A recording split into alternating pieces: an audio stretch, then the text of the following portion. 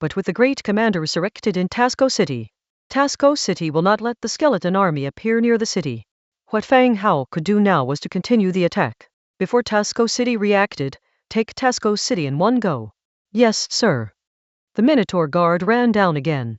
After Fang Hao returned to the main hall with the two, he directly used demon teleportation to return to the main city, bringing Nelson and 20 funeral priests with him. He briefly explained the situation here to Nelson. Nelson nodded slightly without saying much.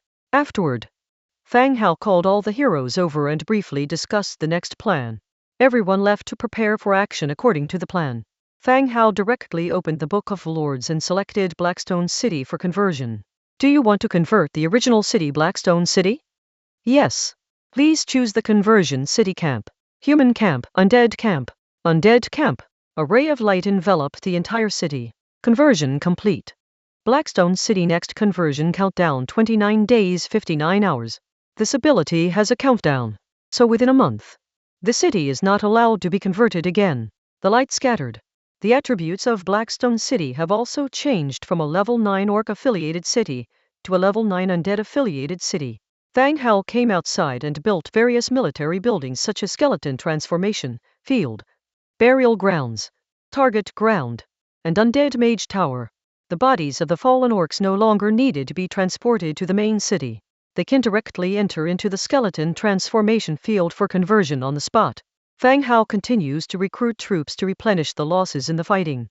On the other side, Tasco City. Heavy rain washed over the city. In the middle of the city at the hero's altar, the orc priest was performing the last ritual. A light slowly condensed into a human form in the center of the altar. When the light scattered, the great commander Mashak appeared in front of everyone. Mashak, naked all over, rubbed his aching head and sat up from the altar. Before Mashak could speak, the clan leader of the Blackstone tribe, Andres, quickly asked, Mashak, what the hell happened? How did you die? Without the clan leader, the Blackstone tribe is taken care of by the great commander. Now that the great commander is dead, it means that the Blackstone tribe has been attacked, and the situation is even more serious than they had imagined. Mashak had a solemn look on his face. He dressed with the help of the clothes handed to him and directly replied, the Blackstone tribe was attacked by the undead army. I held out until the last moment, but still couldn't hold Blackstone City. What are you saying? Blackstone City is gone? Clan leader Andrews yelled in disbelief. As a matter of fact, the demise of the great commander signifies that Blackstone City has already been lost. However, without a confirmed report, they were still harboring a glimmer of hope. Meshach's tone is also very desolate. The number of undead is several times ours. Despite our best efforts, we were unable to withstand the attack of the undead. Hearing Mashak's answer, the orcs below immediately began a loud commotion. The Blackstone tribe is a major tribe.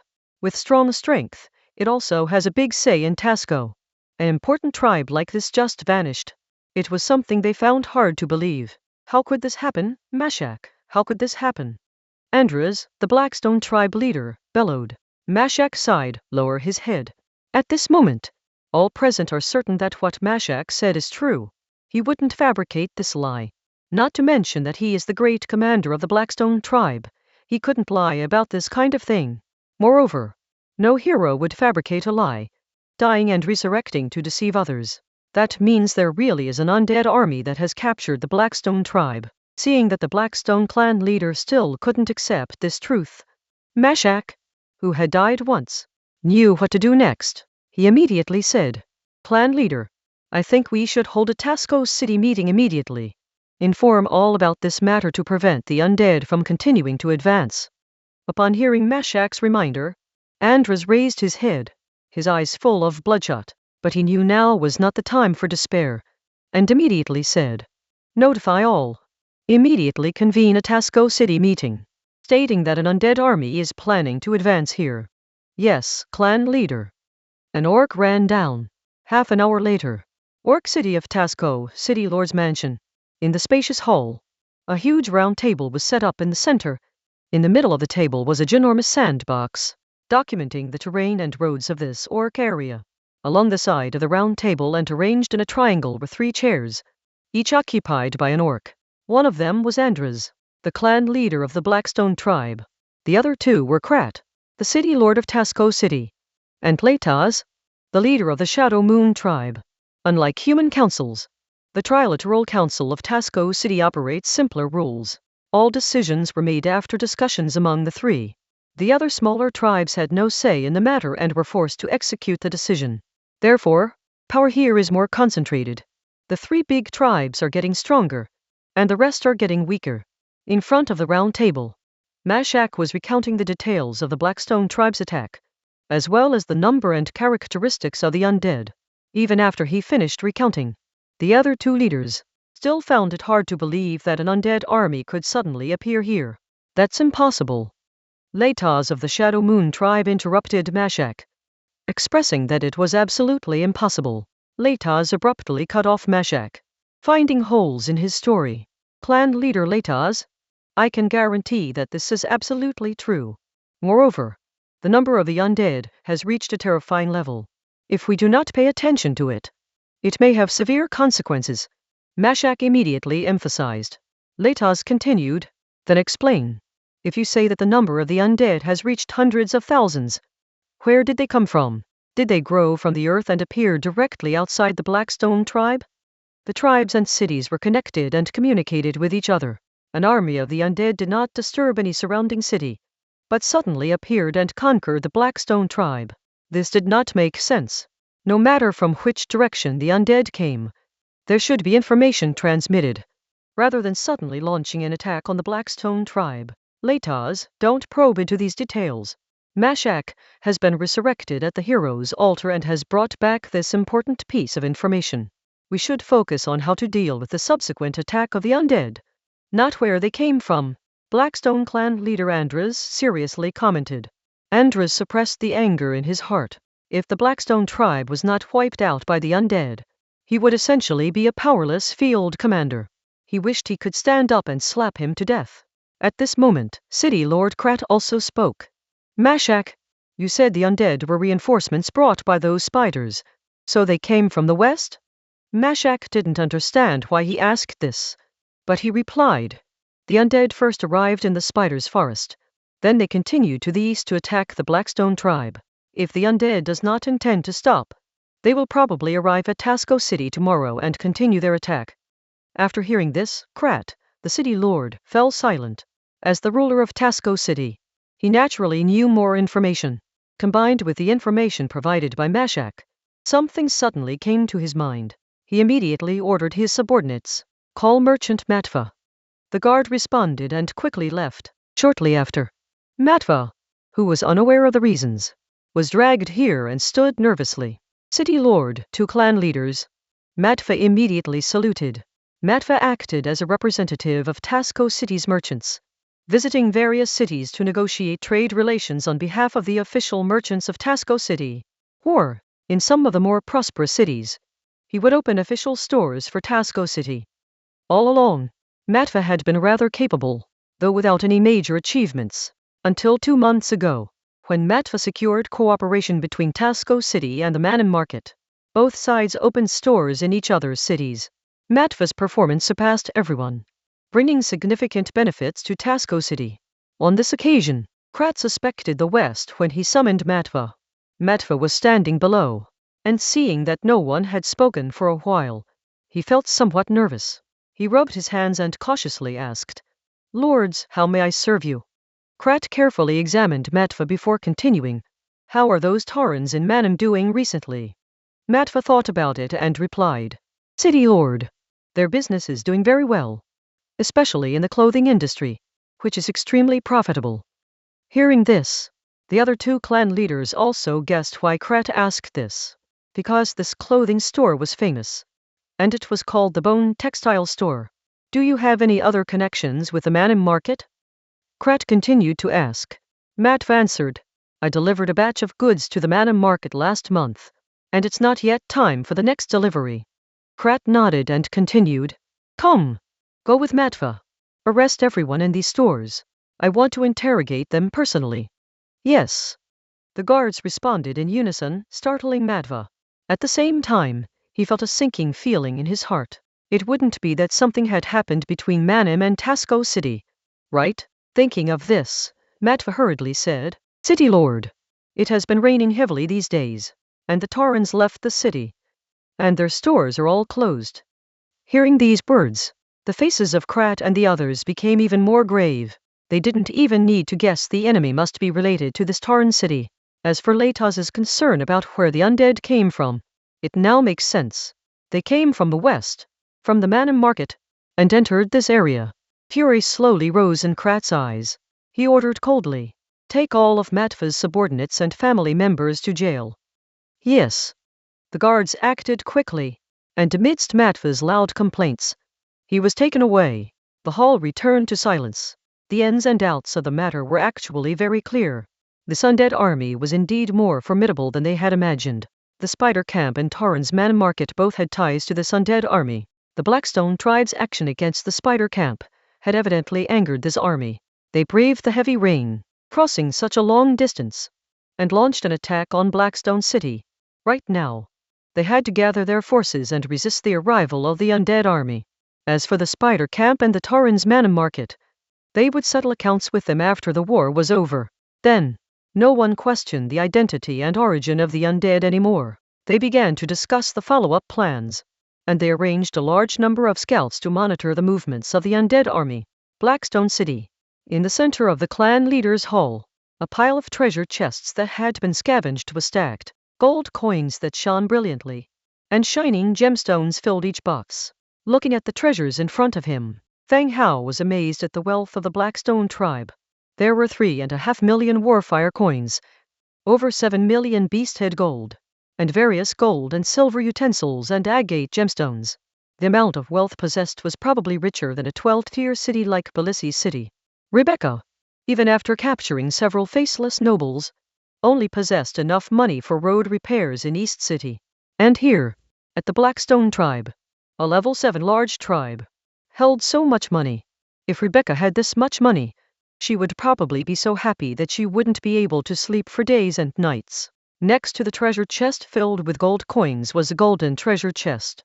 This kind of treasure chest is specifically a reward after the Transmigrators clear the levels. Many spoils of war can be opened from it. However, this battle only yielded one golden treasure chest. The quality of the treasure chest was not high. Opened directly, a blinding light instantly appeared. Gain, Blackstone Martial Arts Field Building Blueprint Purple. Large Pasture Building Blueprint Blue. Mountain King Orc Sword making Blueprint Blue. Wyvern Sky Armor making Blueprint Blue. Beast Tooth 72, Warfire Coin 255.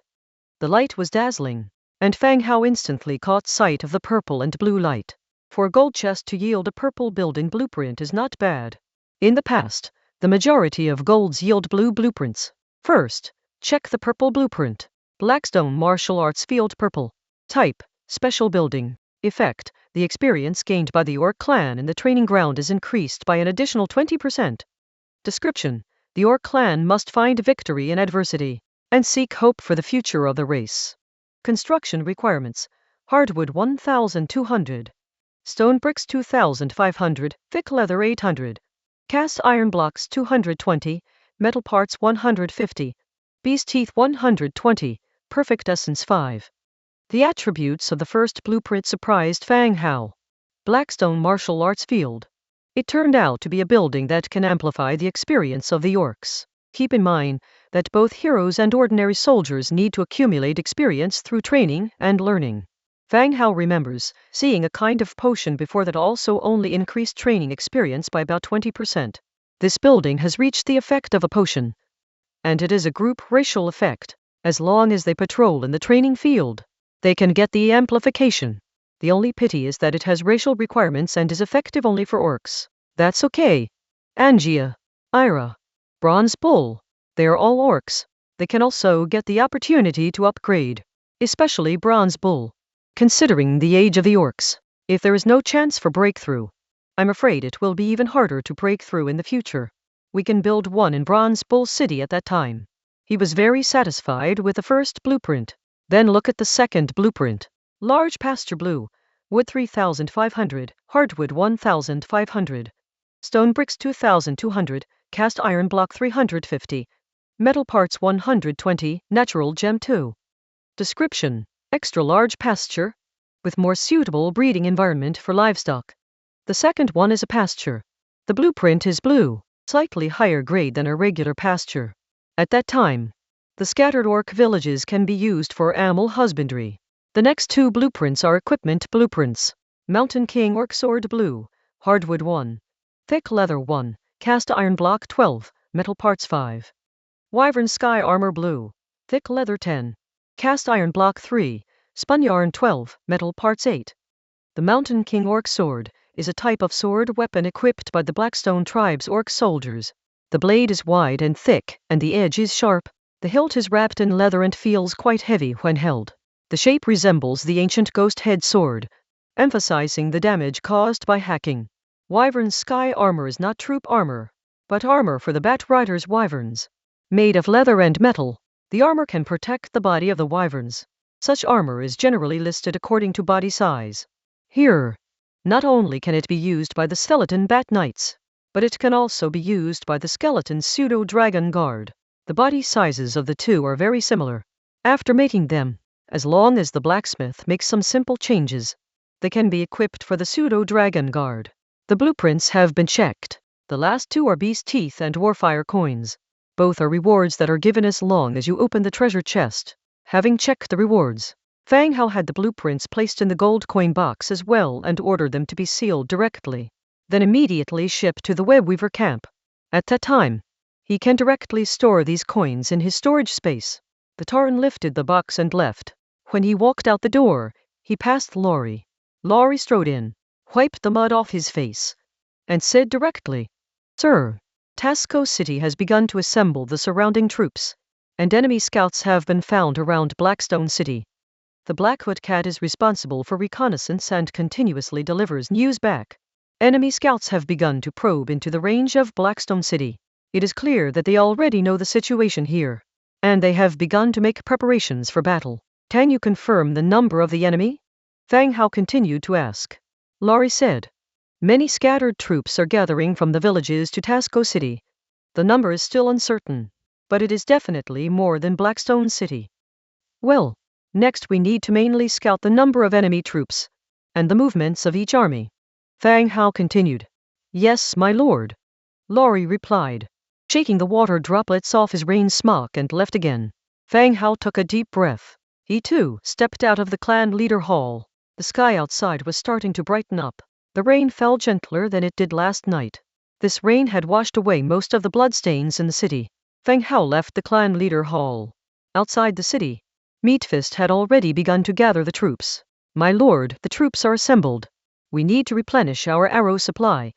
Meatfist opened up. "All right, I got it." "Oh, and has Nai returned yet?" asked Fang Hao, while flipping open the Book of Lords. "Not yet," Meatfist answered. "Last night, Nai rode the Bone Dragon, taking away most of the flight units from the territory to hunt down the Red Dragon. They had thought that it would be easy to catch up and kill the wounded Red Dragon, but even till now they had not received any news." Got it." Fang Hao nodded his head. He found the production page for arrows and selected Make Amplification by 100 times activated. Received 1,010,000 arrows. Amplification by 100 times activated. Received 101,000 detonators. Crackling! Exclamation! An immense amount of arrows and detonators appeared out of thin air. A minotaur standing nearby immediately instructed the skeleton soldiers to begin bundling and loading the carts. When everything was ready, Fang Hao issued an order. "Meatfist, let's move to Tasco City." "Yes, my lord," responded Meatfist. He turned around and gave the order to march. The army began to move, majestically advancing towards Tasco City. Among the troops, most were the undead, but there were still many orcs interspersed within, serving as scouts and messengers. After the battle last night, the orcs only rested for about 3 hours. Coupled with the heavy rain, the physical consumption was intense for these living soldiers. So, it was crucial to finish the upcoming battle against Tasco City as soon as possible, giving the living some time to rest. As the Grand Army moved forward, all the beasts along the road avoided them from afar. They hid from the sudden appearance of the skeleton army. Fang Hao was rather smart this time around. He did not ride a horse but instead lay back in a cart filled with heavy loads. He hoped it would stop his movements from standing out too much and thwart any assassination attempt against him. Although he was merely a demon doll, his body material came from the bones of an orange hero. Any damage would be a tremendous loss. Bang! Laurie leapt onto the cart with a leap of faith. Suddenly appearing beside it, Fang Hao got a fright and nearly flung the Book of Lords from his hands. My lord, we have detected a small orc squad up front. Less than 1,000 in number. They seem to be converging on Tasco City, and we're likely to encounter them at the upcoming junction. Laurie exclaimed. For this mission. It was Blackfoot Cat's first time joining the army in action. Laurie was especially zealous, continuing his reconnaissance work through the night with unabated energy. Fortunately, Angia was left behind at the webweaver's camp to protect the real Fang Hao. Otherwise, these two, armed with treasure and a disregard for danger, might have run straight to Tasco City and attempted to assassinate their leader. Upon hearing Laurie's report, Fang Hao promptly said, Aseti, this is your responsibility to disperse them. It appeared that this squad was a village team that was mobilizing towards Tasco City. When dawn broke, they led their team towards Tasco City. As you order, my lord. Aseti led the undead cavalry away from the main army and advanced towards their target. As they drew closer to Tasco City, they started to encounter orc squads from the surrounding areas. Some, upon noticing the undead, immediately fled. Others were spotted first by Blackfoot Cats. The cats alerted Fang Hao, who then arranged for these squads to be dispersed. The troops from these villages were like town guards. Not particularly strong. Just a bit of shooing and they would scurry back to their homes in fear. Fang Hao lay comfortably in a carriage while Nelson sat upright beside him. Not as laid back. That red dragon formed a massive whirlpool of flames and wiped out a large number of soldiers in the blink of an eye. Narrated Fang Hao, recounting the previous night's events. Flipping through a book obtained from Blackstone City, Nelson casually remarked, It's well known that dragons are the most powerful of all races. They possess a force that all others desire. So it's not surprising that they can wield such terrifying abilities. Being worldly, Nelson was not shocked in the slightest by this information. Unlike Fang Hao, the dragon clan possessed immense physical strength, sturdy scales, inherent magical powers, and prolonged lives. Everything intelligent races could desire. The dragon clan had naturally. One might say they were the darlings of the world. What a pity it had fled last night. Otherwise, we could have gained a powerful hero. Fang Hao lamented. Nelson looked up, responding, The dragon clan is small in numbers. Consequently, their protective instincts are extreme. If we were to kill one, we must first ensure that the news does not leak out. Else we would face significant trouble. It was the second time Nelson had reminded Fang Hao of the potential strength of their enemies. The first was when he came across the heart of Rolana from the Blood clan. Such a powerful heart made Fang Hao want to store it in the viscera jar. Nelson had then warned him to be careful, because Rolana belonged to the royal family of the Eternal Night clan. Storing her organ would be tantamount to killing her and could result in retaliation from the clan. Now was the second time, and Nelson was seemingly apprehensive about the power of the dragon clan. Indeed, the matter with the dragon clan was complicated. Even a single red dragon had already given them a massive headache. If a few more dragon heroes were to come, it would be quite difficult for them to handle. But now that things had escalated to this point, who knew, Nissi, who had been chasing them, might have been killed by the red dragon. Regret was no longer an option, and the situation at the time did not allow him to sit down with the red dragon and negotiate peace. They would just have to take it step by step. We will have to keep matters discreet then, Fang Hao eventually stated. Meanwhile, he had already begun considering how they could battle dragons in the air. One could not rely solely on Nisbet to bring them down from the sky each time. It was too inefficient. In fact, the dragon clan is not invincible. The balance among all races is not maintained because of the dragon clan's love for peace. Each race has its own ways to counter airborne forces, dwarves with their machines, the undead with their modified troops, the human clan and elf clan with their flying units, continued Nelson. Indeed, upon reflection, every race was developing their airborne forces and machines. Many dragons, due to their inherent strength, had remained stagnant with no significant changes for many years. The moment a war started, each race could throw a large number of troops into combat. Even if they were to lose, they could easily repopulate within a few years. On the other hand, the dragon clan faced a problem with reproduction. Every casualty was a significant loss. This was presumably one of the reasons why the Dragon clan had been peaceful in recent years. Fang Hao understood Nelson's intent. Even if a conflict proved unavoidable, there were plenty of methods to oppose the Dragon clan. All right, I understand. Once this is over, I will focus on developing our flying forces, Fang Hao replied. As the pair continued their discussion, 2 lines of 20 funeral priests followed alongside the carriage. They came along so that if any heroes were killed, they would immediately seal their souls to prevent them from resurrecting at the hero altar. The army continued to move steadily forward. A Tauren sprinted over with a report. My lord, we have news that Tasco City can be seen in the distance. Fang Hao sat up. Good, prepare for battle. We will have Tasco City by nightfall. Regroup and rest inside the city afterwards. Yes, sir. The Tauren turned and left to relay the orders. Tasco, the Orc City. After 5 continuous days of downpour, the rain finally stopped. The whole city was still damp as if it had been washed clean. The dark clouds dispersed, revealing a magnificent rainbow quietly emerging in the sky above the city. Meanwhile, in the city lord's mansion, City Lord Krat was standing by a window, looking up at the clear blue sky. Hastened footsteps echoed as an orc guard hurriedly entered the room. He whispered, City Lord, the undead army has been spotted. Their sheer number is impossible to count. Krat swiftly turned around, his gaze piercing the guard. What do you mean, impossible to count? The guard swallowed nervously, continuing. The undead army, it's huge. Hundreds, nay, possibly close to 1 million. Nonsense. Slaughtering every soul in the 100 cities Federation wouldn't give that many undead, shouted Krat angrily.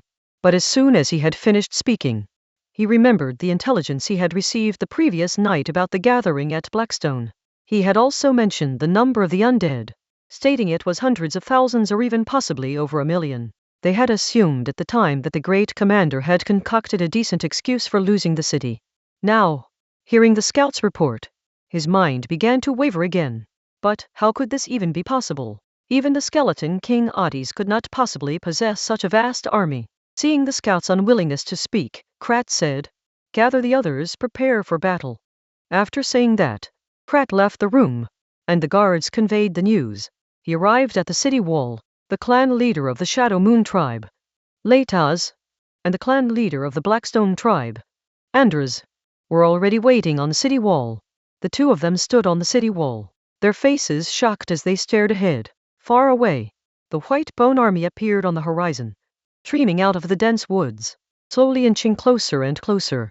The entire forest seemed to be trembling, and the skeletons emerged like waves, making the enemy's numbers impossible to estimate. A grave expression crossed Krat's face. Despite being mentally prepared for this, the sight of such a massive white bone army still stirred an uncontrollable surge of fear in his heart. Andres, what on earth did you do? Leitas, the clan leader of the Shadow Moon tribe, questioned indignantly. At this point, he was curious as to what Blackstone had done to provoke such a gigantic army. What could I have done? You all know about the Dragon clan's lost treasure. It was because of this matter that we traced it back to the undead. Andres, the clan leader of the Blackstone tribe, explained irately. Nonsense. Inquiring about a lost treasure wouldn't provoke the undead to mobilize such a large army. You must have done something. Leitas shouted. The Blackstone tribe had already explained the matter yesterday, but given Blackstone tribe's reputation, Leitas still suspected that they had committed a more egregious act, provoking the undead to rise en masse, to start a war of such magnitude. Although the undead clan also needed gold and silver, in general, they led ascetic lives. Having obtained longevity, they also lack many significant emotions, their desire for wealth not as greedy as the living creatures. So, Leitas did not believe that it was as simple as the undead starting such a large-scale war over some treasures. City Lord Krat knows about this matter. We have been investigating this matter all this while. Andres continued. While Leitas wanted to say more, Krat interrupted their argument. As for this matter, we'll discuss it after we survive today's ordeal. Upon hearing Krat's words, Leitas ceased talking. At this point, there was no use in getting angry. Now, they had to focus on how to overcome the immediate crisis. The skeleton army appeared incessantly outside the city. Worst comes to worst, they could all die here. who was right or wrong and how they provoked these undead were no longer important. Seeing the massive skeleton army begin to move forward, City Lord Krat ordered loudly, "Prepare for battle and return to your positions." The pre-war mobilization had taken place at dawn. The time that followed would be entirely occupied by the looming large-scale war. Whether they could survive would depend on whether the skeleton army was as formidable as the great commander had claimed. Tasco City is a large city, unlike Blackstone City, which is just a tribe. At this time, the city gate was locked tight, and all the troops were within the city, preparing for the imminent battle. Most of the people here did not know who today's enemy was. They just followed Tasco City's summon and brought their troops here. They gathered and, while waiting for orders, chatted to pass the time. Then suddenly, everyone felt a subtle trembling from the ground. The place also started to get chaotic up on the walls, and occasionally one could hear words like undead and skeletons. Could there be some large creature approaching outside? Why else would the ground tremble? Did I just hear the runner mention something about skeleton army? It couldn't possibly be the undead. I just saw a guy coming down from the wall. He had wet his pants. People from other villages came to ours last night and said that the Blackstone tribe provoked the undead. Apparently, Blackstone City is no more. Is that true or false? How could the Blackstone tribe disappear when there were so many people there? Why do we have to clean up the mess that the Blackstone tribe caused? The city walls became increasingly chaotic, soldiers shuttling about as though faced with a formidable enemy. The courier dashed down from the city wall, starting to relay City Lord Krat's commands. Above the city walls, the soldiers assigned to guard them began to grow tense at the sight of the undead surging from the dense forest like ocean waves. The sheer number of their enemies was just too overwhelming. The skeleton army started spreading out, their numbers so vast that one can neither see the end nor count them. They surrounded the city from 4 directions. The skeletons, holding beast-head shields, began to slowly close in their encirclement. Tasco City now resembled a lone leaf adrift in the sea, surrounded by white waves crashing towards it from all sides. All the orcs looked anxious, ready for battle. However, just when everyone thought the big fight was about to begin, the undead army suddenly halted their march. The skeleton army parted to reveal 3 orcs. The 3 orcs looked somewhat apprehensive as they quickly walked towards Tasco City. Soon, the people on the city walls recognized the identities of the orcs. The one leading was Ressa, the daughter of the clan leader of the Blackstone tribe, and the remaining 2 were also members of the Blackstone tribe. The 3 orcs, having emerged from the skeleton army, walked under the gaze of everyone to the walls of Tasco City. The orc warriors held their attack, waiting for the trio to declare their intentions. Standing below the city gate, Ressa took a deep breath and shouted loudly, "I am Ressa of Blackstone City. I bring important news, and wish to see my father." Due to the tension of the imminent battle, the whole scene was quiet. Ressa's voice clearly reached the ears of the orcs on the city wall. Before long, after confirming there were no ambushes, the city gate cranked open a sliver, letting the 3 of them walk in. As soon as the 3 of them entered, the city gate closed once again. The orc guards quickly stepped forward to shackle the 3 and escorted them to our room. In the room were the leaders of various tribes. Clan leader of Blackstone, Andres, showed no joy upon seeing that his daughter was alive. He asked coldly, "Why are you here?" His tone was curious as to why Ressa was not dead and why she appeared here. Ressa glanced at her father, then turned to the newly resurrected great commander. She spoke bluntly, "Father, the enemy's numbers are close to 1 million. Continuing this battle will only send more of our tribesmen to their deaths." Andres frowned, staring at Ressa. Taking into account that Ressa had emerged from the skeleton army, he had already started to guess some things. His gaze grew colder. "Ressa, you betrayed your tribe. Did you lead these undead in the attack on the Blackstone tribe?" The city vanished overnight. Nearly all tribesmen were killed. And at this moment, Ressa arrived to persuade him to surrender. It made him speculate that Ressa had betrayed the tribe. "I did not betray the tribe. I only hope that our tribesmen who managed to escape will survive, and not just senselessly head to their deaths," Ressa continued. Bang! Before Ressa's voice had fully faded, a goblet came flying over, hitting her in the head. The massive force knocked Ressa onto the ground, making her head spin. However, she still heard Andres roaring, "Blackstone City is gone. The tribesmen are gone. What use is your survival? Blood began streaming from Ressa's forehead. She held her head, climbed up from the ground. She frowned at her father, whose expression was fierce, not quite understanding the meaning of his words. If the lives of the tribesmen were irrelevant, then what was the purpose of this city's existence? There was a stele in the center of Blackstone City with the inscription "Seek hope for the future of our race." When all Blackstone tribesmen were dead, where was the hope? Father, City Lord Krat, you have seen the number of undead. Once the battle begins, the chances of Tasco City winning are very low. The leader of the undead has made a promise that if we open the gates and surrender, he can assure the safety of everyone. Ressa scanned all the individuals present with a somber look as she spoke. Once these words were spoken, a pall of silence fell over the entire room. It wasn't surprise at Ressa's words that caused it. Rather, everyone present had heard of an alternative to battle. Most of the people gathered here were chiefs of nearby villages. Originally, this ordeal had nothing to do with them. They were dragged into the city by the forced command of Tasco City. Now they were surrounded by the undead, and they couldn't leave even if they wanted to. Everyone didn't dare to voice it, but inside they were cursing the people of the three tribes. Most tribes had experiences of relocation. If there is no way to win a war, then just take the tribespeople and leave. There's no need to fight head-on with so many undead. They regretted their decision greatly. Now Ressa brought the news that the undead promised to open the city gates to avoid the war, and the various small and medium tribes began to hesitate. After a brief silence, the whole place became chaotic at once. Many minor leaders behind the three major chieftains began to whisper and converse in low voices. It was clear that some people were already moved. Upon hearing the subsequent debates, the expressions of the three major leaders became serious. If the discussion continued, there was the high likelihood of dissent brewing within the army. Silence! Krat shouted angrily. The room was once again silent. Krat continued. So this is the undead strategy. Planning to open the city gates with this child's trick? Since when did the undead start making promises to the living? City Lord Krat is correct. Who can guarantee that the undead will keep their promises? They're just trying to cause disagreements among us by adopting this method. At this time, the great commander of the Blackstone tribe also chimed in agreement. The ones who dread surrender the most in the entire venue were Krat and the Blackstone tribe. Krat was the city lord of Tasco City. If the city was lost, he would lose everything. As for the Blackstone tribe, they were the instigators of this confrontation. While anyone might survive, if the undead were victorious, they would undoubtedly be killed.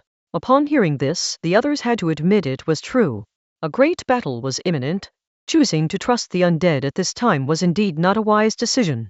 Ressa frowned as she watched her father's indifferent face, feeling somewhat anxious.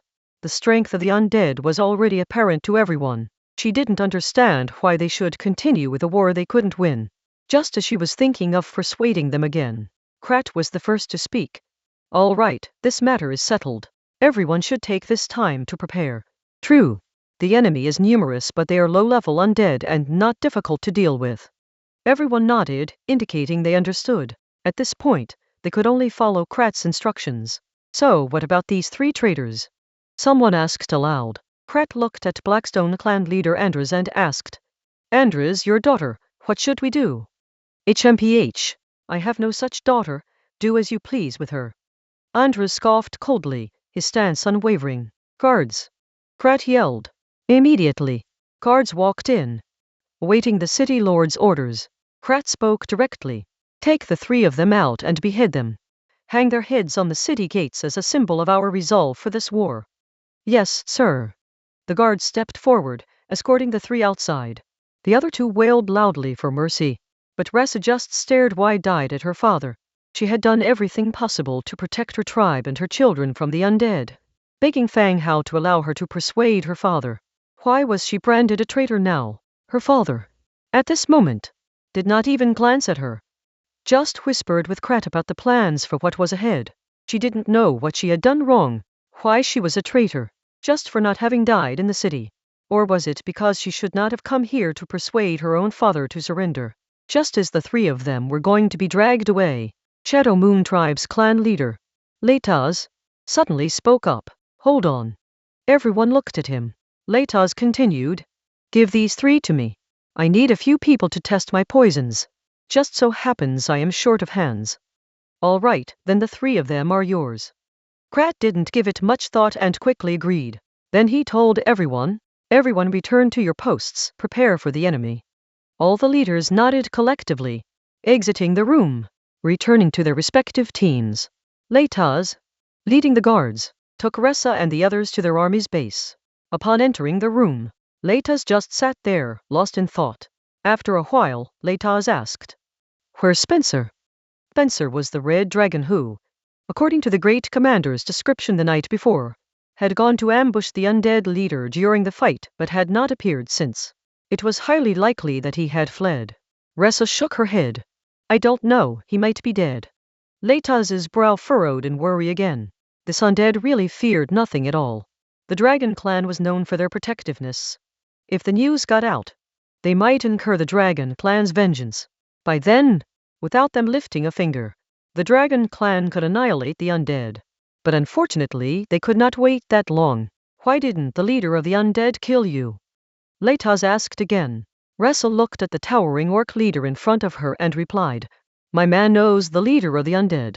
Also, I promised them that I would convince the surrounding villages to become affiliated after the war." "Oh? Your man is also an orc?" Leitas gave Ressa a once-over. "It's a human." This outcome was quite outside of Leitas's expectations. Amidst the battle between orcs and the undead, a human man appears. This confuses Leitas. He cannot grasp the connection. But Ressa wouldn't make up a human as an excuse at this moment. The sound of gathering armies comes from outside the door, leaving him no time to consider these questions. Looking directly at Ressa and the others, he said sternly, "Little girl, how about we make a trade? Maybe you won't have to die." "Let's hear it." "I won't kill you. You 3 just hide in my room. And if the undead win, you have to protect me and my people. I won't bother about the others." Leitas looked Ressa in the eye and said every word clearly. The 3 of them were taken aback by his proposal. So Leitas had not brought them here to test some potion. He was simply adding an extra layer of insurance for himself.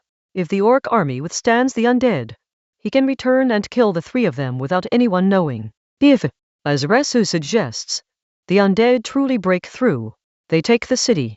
By then, he could say that he intended to surrender, but the situation at the time did not allow him to do so. Additionally, he would release Ressa and the others. No matter which side wins in the end, he will survive and become the hero of this battle. Such a cunning man. Ressa had no other choice and accepted his terms. "I will vouch for you when the time comes, but I can't guarantee the final outcome." "Good. It's a deal." Leitas pulled out a dagger and cut the ropes binding their wrists. "I'll remember this," said Ressa. Once again, the sound of the guards urging came from outside. Leitas said, "You 3, stay in my room and don't go out. Otherwise, I won't be able to save you." "We understand." Leitas nodded and strode out. Outside, all the houses near the city wall had been demolished. Catapults and beams were being transported to the top of the city wall. A vast number of soldiers were constantly running around the city. According to the orders, they were moving to the positions they needed to defend. An air of tense grimness permeated the whole city. Everyone was quietly getting on with their tasks, waiting for the impending battle. "In the undead army, sir, the enemy on the city wall has entered battle mode." The Tauren walked over and reported quietly. In the distance, the orc army began to mobilize unstoppably on the city wall. The defensive equipment was already loaded, ready for battle. Looking at this situation, it seemed that Ressa's plan failed. Her father, along with the city lord of Tasco, had decided to go to war instead of taking her advice. "Have Ressa and the others returned yet?" Fang Hao continued to ask. "Not yet," the Tauren answered. Fang Hao glanced again at Tasco City's tightly closed city gate. It seemed that Ressa was in danger. She was either being held hostage or had been executed. Fang Hao let out a sigh. This was Ressa's choice. He could not change anything. He looked again at the city in front of him and ordered, "Beat the drums, full army attack." "Yes, sir." The Tauren turned and left to deliver the order. Boom! Boom! Boom! A series of deep drumbeats resonated from the undead army. Disordered drum sounds echoed from all over the army, gradually unified into a thunderous roll that shook the entire battlefield. When the aura conferred by the war drums enveloped all the soldiers, commands began to be issued. Attack! Attack! Crash! The skeleton soldiers surrounding the four sides of the city wall began to move once they received the command.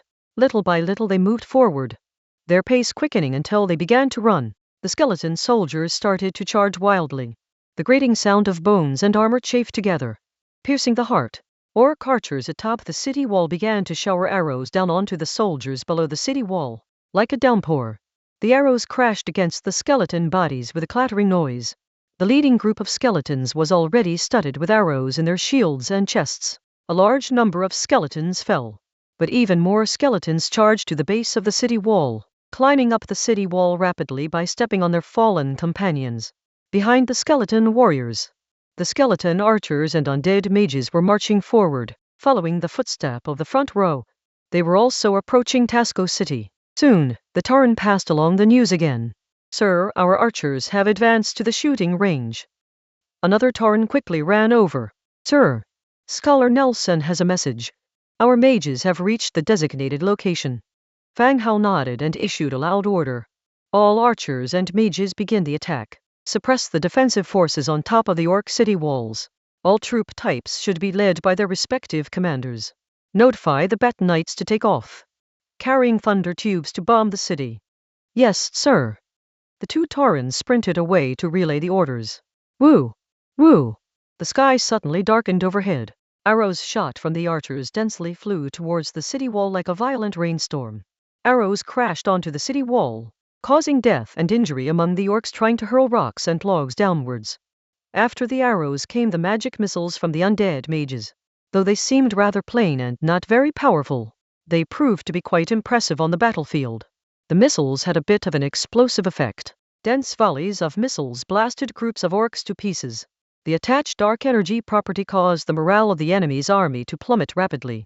And in the back of the undead skeletons, thousands of skeleton bat knights took off, each carrying in their baskets a multitude of explosives, rapidly closing in on Tasco City. Inside Tasco City, 4 heroes, each in charge of defending a side of the city walls. Pratt led the Tasco City army. Lataz led the Shadow Moon tribe's army, while the clan leader and great commander of the Blackstone tribe, since the Blackstone tribe's force had been wiped out, they led the united army assembled from various scattered tribes. They were also in charge of the defenses on their respective sides of the city, even though all the tribes despised Blackstone. Even if Blackstone City was gone, the clout of the great tribe and the 2 heroes still remained. They would obey these 2 leaders. Krat, looking down at the sea of undead rushing in from below the city, also started to break out in sweat. But at this moment, his attitude would affect the morale of his soldiers. Still pretending to be calm, he shouted out loud, "These are just low-grade undead. Do not be fooled by their numbers. Hurry up with the rocks and rolling logs. Do not let them climb up." Down below the city walls, orcs formed into long lines. One after another, rocks and logs were transported up to the city walls. Then the soldiers above, aiming at the amassed skeletons, threw the rocks down with all their might. Every time a rock fell, it would cause the freshly made piles of skeletons to scatter instantaneously. Large amounts of bones scattered haphazardly. Krat, watching the scene, feeling quite effective, continued to encourage his troops. They are just low-grade undead. Continue throwing rocks and logs. Ultimate victory will be. Before he could finish his sentence, the sky above suddenly darkened, followed by the sound of a strong wind. Krat looked up, and his words of encouragement for the soldiers got stuck in his throat. Take cover from the arrows. Krat yelled out loud, quickly snatching a shield from a nearby soldier, guarding his own head. The next second, a dense rain of swords landed on the city walls. The painful howl of the orcs rang by his ears. Large groups of orcs were covered in arrows. Their bodies lined the city wall, turned into a blanket of corpses. Damn it! Don't stop! Fill the gaps! Throw the bodies down! Continue to defend! Krat cursed as he turned back to instruct the orcs below to fill the gaps in the lines. But before he could finish his speech, boom, boom, boom, a series of magic missiles exploded on the city walls. The orcs who just sprinted up the walls to replace the fallen soldiers were blasted off by the shock wave. They fell from the walls into the city. The bodies of the orcs were robust.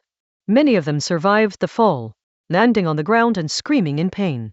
In an instant, the previously high-spirited orcs fell silent, staring at the empty city walls, not knowing what to do. Continue to fill the gaps. Watch out for enemy long-range attacks. If the undead break through, we'll all die. Krat continues to shout at the top of his lungs.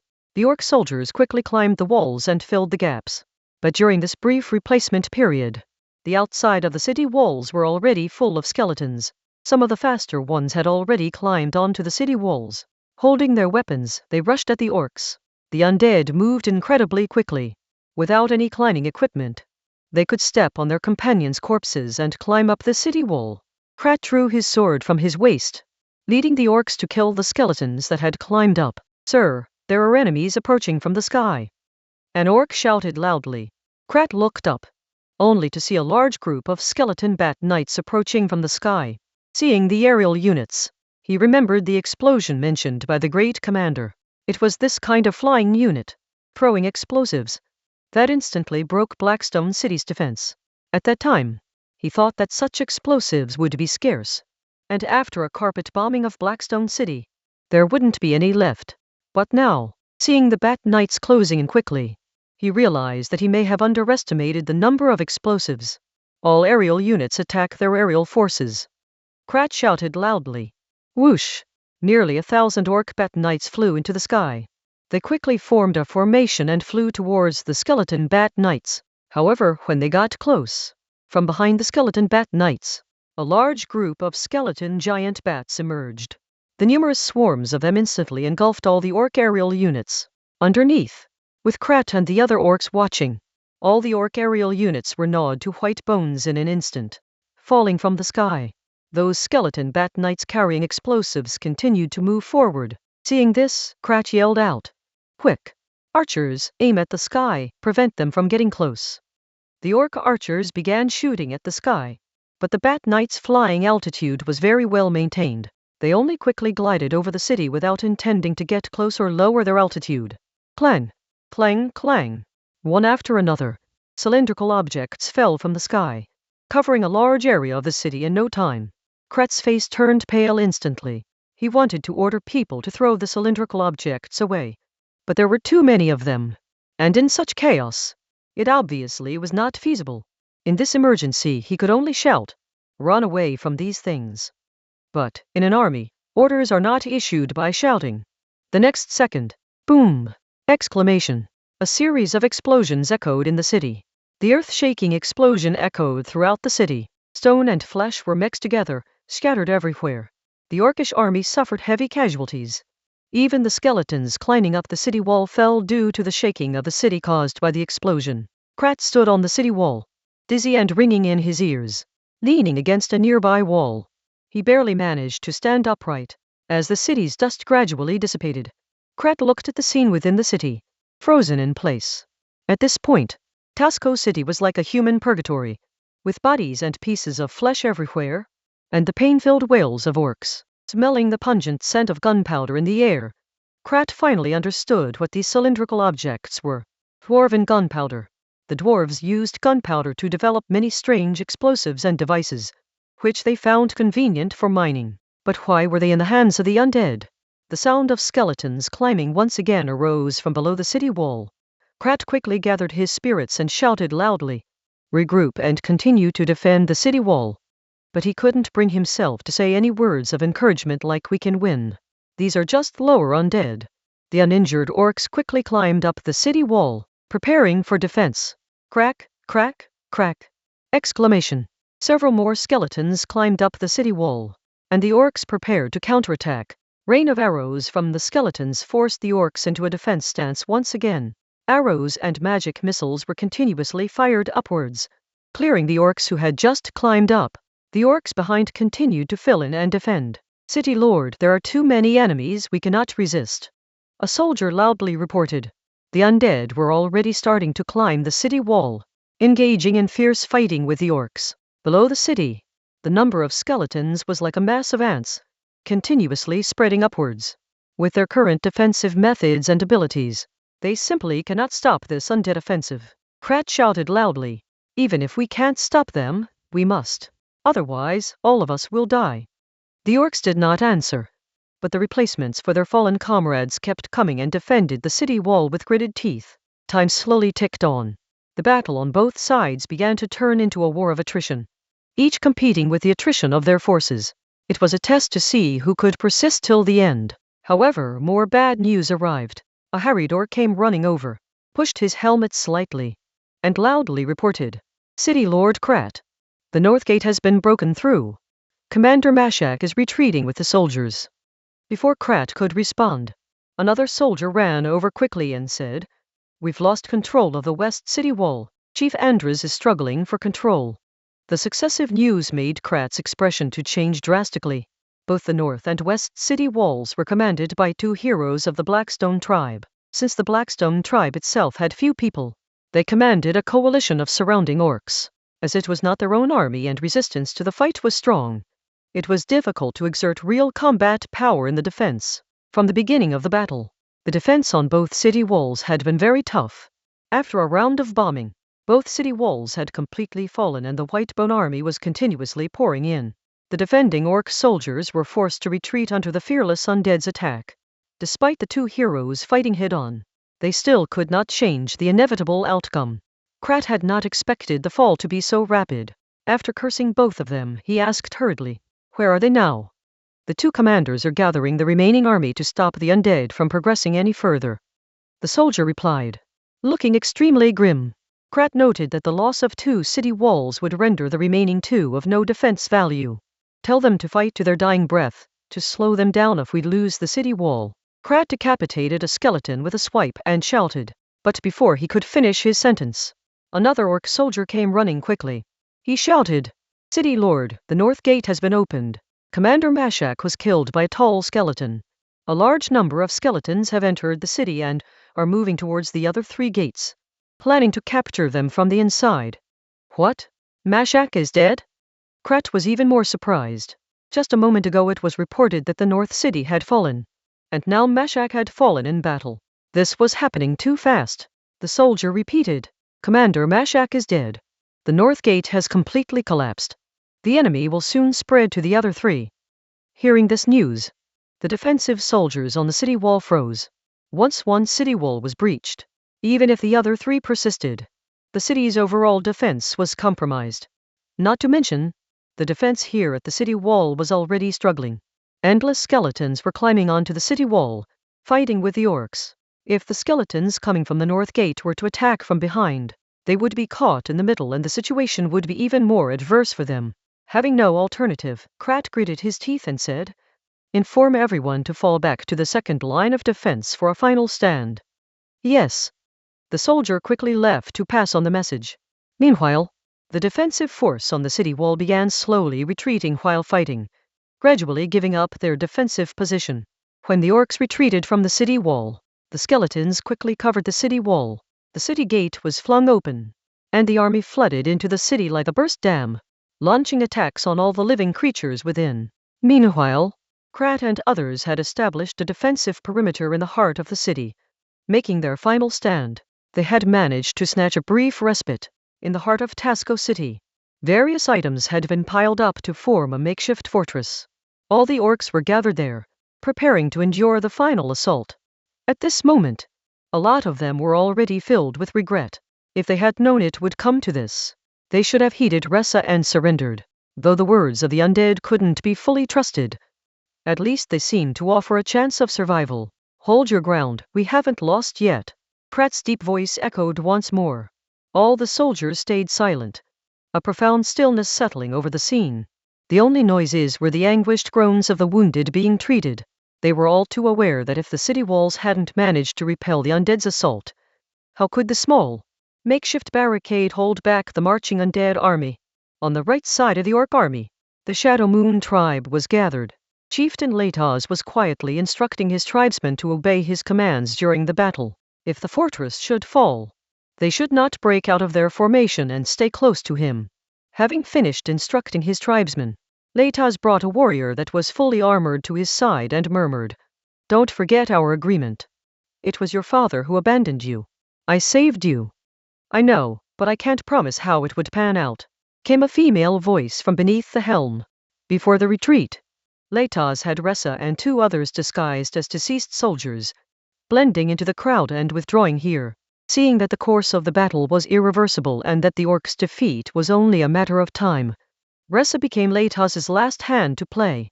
If I and my tribesmen survive, I can promise you that the Shadow Moon tribe will welcome you as a member and will never abandon you, Leitas vowed earnestly. It was not uncommon for a tribe to accept people from outside tribes as members. Usually, these outsiders possessed strength or special skills that could bring benefits to the tribe. They would be given the status and the same treatment as the other tribal members, but the chieftain, Great Commander Mashak, had also joined the Blackstone tribe as a member because of his heroic status. Leitas saying such a thing now represented that if the Shadow Moon tribe were to survive, they would stand behind her. I'll keep my promise, Ressa responded calmly. Good, Leitas nodded. A bustling sound of footsteps began to echo around the makeshift barricade. A large group of undead began to appear from all directions.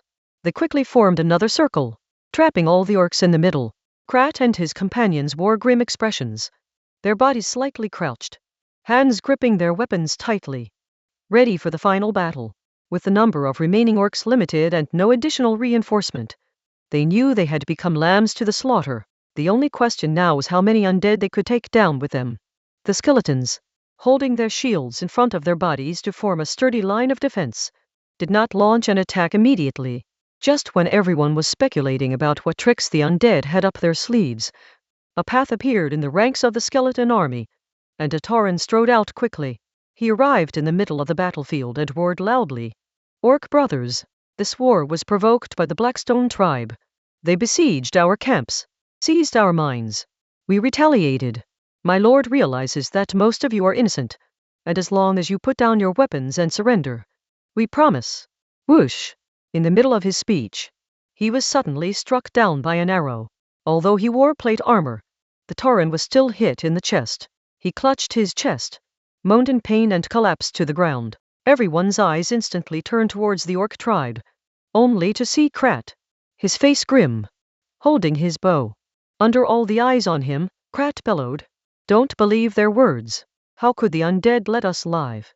Only by sticking together do we have a chance of surviving. Yes, we must unite. Don't be fooled. They are undead." Blackstone clan leader Andres echoed loudly.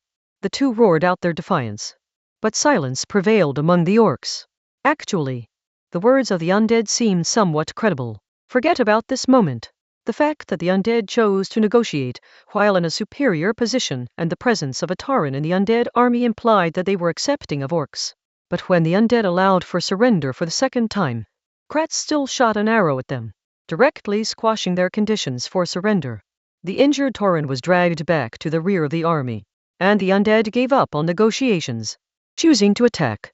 Amid the low drum beats, the undead started to advance. The narrow street was packed with skeletons, jostling each other as they rushed forward. The orcs watched the dense skeletons in front of them, swallowing hard. The archers continuously shot arrows. No need for aiming, just shooting forward could hit the enemy. Despite the mechanical repetition of drawing their bows, they still couldn't stop the undead's advance. Bang! Exclamation. The skeleton warriors jostled and trampled upon each other, crashing against the defense wall like a giant wave.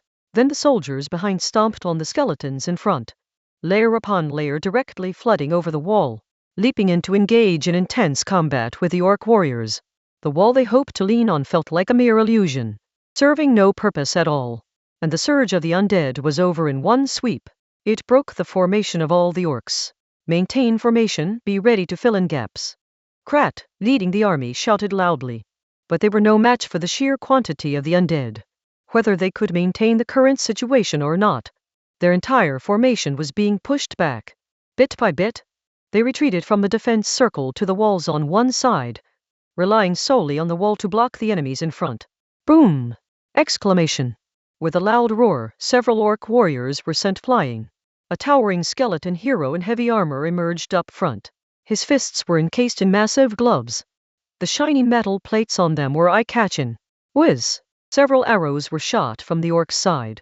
The skeleton hero slightly tilted his body, easily dodging the incoming arrows. His gaze swept over Krat, who was hiding in the rear of the troops. He took a step forward and unleashed a powerful punch. A punch that seemed to hit the air. But a moment later a loud rumbling sound erupted. A fan-shaped shock wave blasted forward and several orcs were instantly sent flying. The shields they held were twisted and mangled. And the orcs spat out blood. Unable to stand up again. Seeing the scene in front of him, Krat's pupils shrank. The enemy's strength had far exceeded his own. Krat didn't even get a chance to continue issuing commands before the skeleton hero's second and third punches came in quick succession. With each punch, shock waves exploded, and the well-equipped orc warriors were as feeble as infants. They were sent flying and collapsed dead by the piece. The intact orc formation was scattered by each punch, and the skeleton hero quickly approached Krat again and smashed down his skull. Krat had been vigilant against him. He quickly darted away, his footwork nimble. Boom! That punch had smashed a huge hole in the wall behind him. Broken stones and dust shot up. Krat understood that he was no match for his opponent. Without hesitation, he turned and tried to run. But the skeleton hero had been watching him closely. Why would he let him escape? The skeleton hero rushed out of the dust and smoke and went straight for the fleeing Krat. Krat turned around in a fluster, holding his sword across his chest to block the enemy's punch. Bang! Exclamation! His sword clashed with the skeleton hero's fist. The sword instantly shattered, and Krat's body flew backward, hitting the wall behind him. Ugh! Exclamation! Krat, holding his broken sword, thumped in the debris at the foot of the wall. With each movement, a mouthful of blood sprayed out. He couldn't ward off even a single blow from the enemy hero. Seeing the skeleton hero getting closer again, Krat's expression started to bristle with panic. Don't, I surrender. The skeleton hero stepped forward, directly crushing Krat's arms and ordered, tie him up. Immediately, the skeleton warriors rushed up and started to tie up Krat. Elsewhere, the battle between the orcs and skeletons continued unabated. Andras, the clan leader of the Blackstone tribe, led the orc alliance in resisting the onslaught of the undead. Like a furious beast, Andras led his orcs into the fierce fight. What? Do you also plan to march to your death with the Blackstone tribe? A chilling voice echoed from behind the undead. A woman, half human and half giant spider, appeared before the orcs. Andras stared intently at the spider woman, his eyes filled with hatred and rage. He obviously recognized this woman and knew that it due to her that the undead launched an attack on his camp. Damina, you dare to ally with the undead? Even if we die today, someone will end you and your nest. Andras shouted loudly. Domina responded with a smirk, ignoring Andras. Her gaze fell on the orcs from small tribes in front of her and spoke without a hint of mockery. I'm curious. The Blackstone tribe always oppresses you. So why are you willing to die with them? The orcs remained silent, their eyes darting back and forth between Andras and the undead. It appeared they were weighing their options in their hearts. Isn't it too soon to sow discord among us? The orcs will never submit to the undead. Andras spoke in a loud voice, but he had already moved 2 steps to the side, keeping an eye on the orcs around him.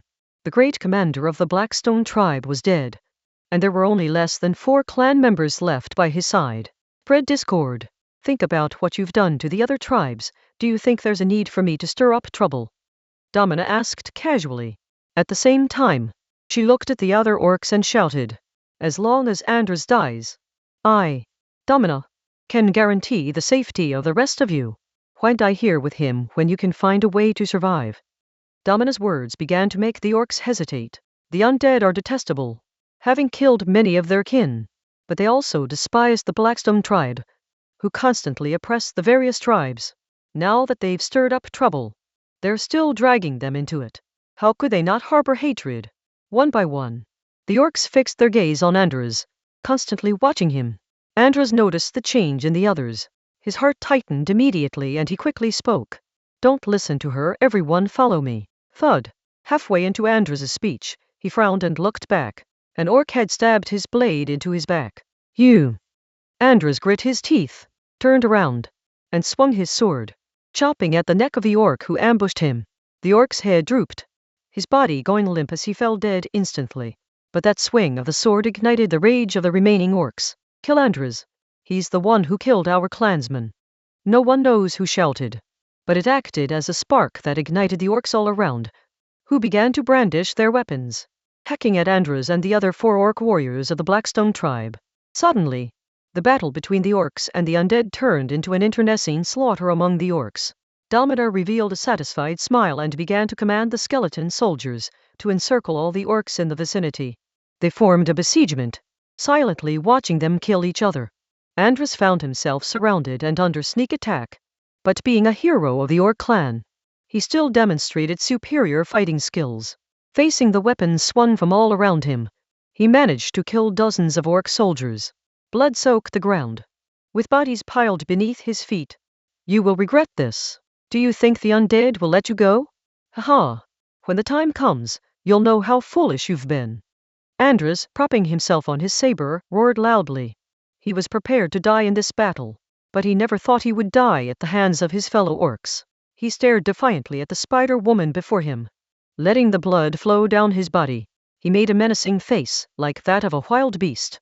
Upon hearing Andras' roar, the remaining orcs retreated a few steps in fear. What are you waiting for? Kill him, Damina instructed once again. Thud, thud, thud. Several orcs marched forward, plunging their weapons into Andras' body once more.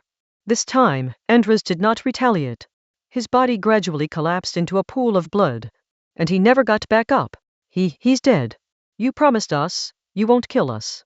The orcs, looking at Damina, uttered tremulously. Damina quietly observed Andras' body. Seeing that he did not rise again, she directly ordered the skeleton soldiers. Eliminate all the orcs who are still armed. Swoosh! Exclamation.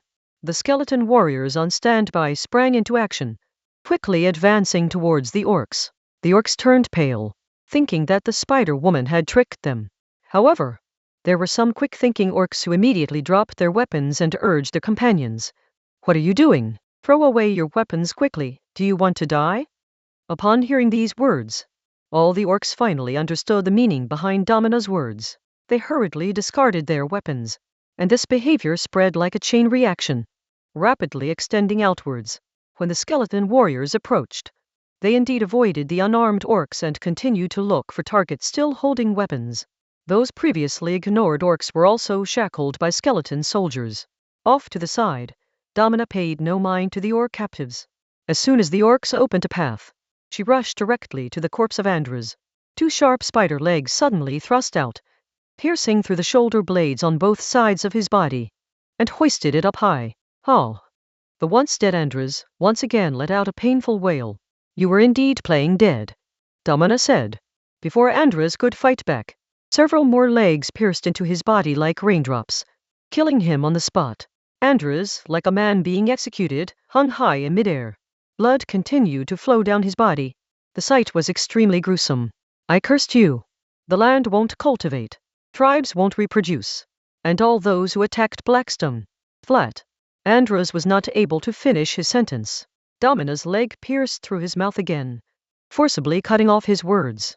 Andras stopped breathing, his head sagging down. Damina tossed the body aside, saying, Send the body to Scholar Nelson. Everyone else, keep advancing.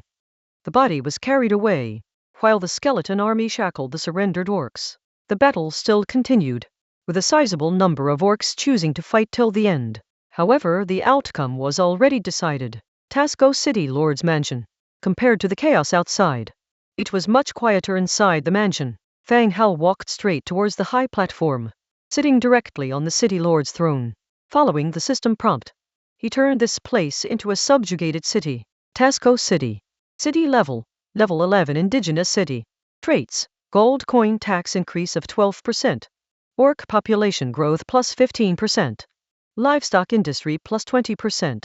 Commerce plus 5%. Description, a city with traits can bring a variety of different boosts, accelerating the city's construction and development. Compared to Blackstone City, Tasco City had already reached level 11. Due to the difference in development direction, Tasco City was more inclined towards military development.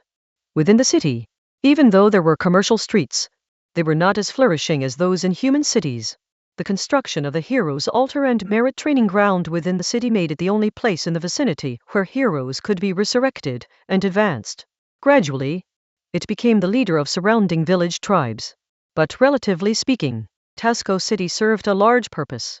Its inherent nature could easily make it the main city in this area. After reviewing the attributes of Tasco City, Meatfist and Domina and others also walked in large strides. Behind the heroes were skeleton soldiers and some prisoners. Upon entering the hall, Meatfist spoke loudly. My lord, the enemy has also given up resistance. The clan leader and the great commander of the Blackstone tribe have fallen in battle. Nearly 10,000 orcs have chosen to surrender. We have arranged for our troops to continue searching throughout the city, seeking out hidden enemies. Then Meatfist continued, the city lord of Tasco City, Krat, and the clan leader of the Shadow Moon tribe, Lataz, have chosen to surrender. We also found Ressa and 2 others among the troops of the Shadow Moon tribe. Behind Meatfist, there were some prisoners escorted by skeleton warriors. Upon closer inspection, one could identify Ressa and 2 other orcs who had been sent to persuade us to surrender. All of them dressed in orcish attire. Swiftblade, Krat Purple Tier 8, Toxic Crow, Lataz Blue Tier 6. Fang Hao looked down and saw the names and attributes of the 2 heroes. As the city lord of Tasco City, Krat had reached the attributes of Purple Tier 8, 1 tier higher than the Blackstone tribe's clan leader, Lataz of the Shadow Moon tribe. However, only had blue attributes, and the prefix, Toxic Crow, didn't seem like that of a combat hero. Before Fang Hao could inquire, Toxic Crow Lataz took the initiative to speak. Honorable Undead Lord, it was merely due to the circumstances that the Shadow Moon tribe became your enemy. However, we certainly did not have any intention of waging war against you. When Krat gave the order to execute Miss Ressa and the others, it was I who protected them under the guise of needing humans to test poisons. Lataz was clearly in a much better state than Krat. Not only was he not heavily injured, but even his mental state seemed to be better. At the moment, he was loudly laying out his difficulties and how under Krat's pressure, he saved Ressa and the others. Listening to Lataz's words, Fang Hao and the others looked stunned. Even the feeble and blood-stained Krat looked angrily at him and cursed. What the hell are you talking about, Lataz? Lataz glanced at his old friend, then continued to address Fang Hao. My lord, we were only coerced by Tasco City and the Blackstone tribe. Now that you are victorious, we are willing to surrender. You traitor. Krat cursed loudly and spat up a mouthful of blood on the ground. After quietly listening, Fang Hao began his inquiry. Ressa, is what he said true? Ressa was dressed in orcish armor, covering her entire body. She responded directly. Krat gave the order to execute the 3 of us. It was Chief Lataz who saved us under the pretext of needing people to test poisons, and has kept us with him ever since. Good, you 3 can stand aside for now, said Fang Hao. Yes, Lord. Ressa and the other 2 removed their helmets and obediently stood to one side.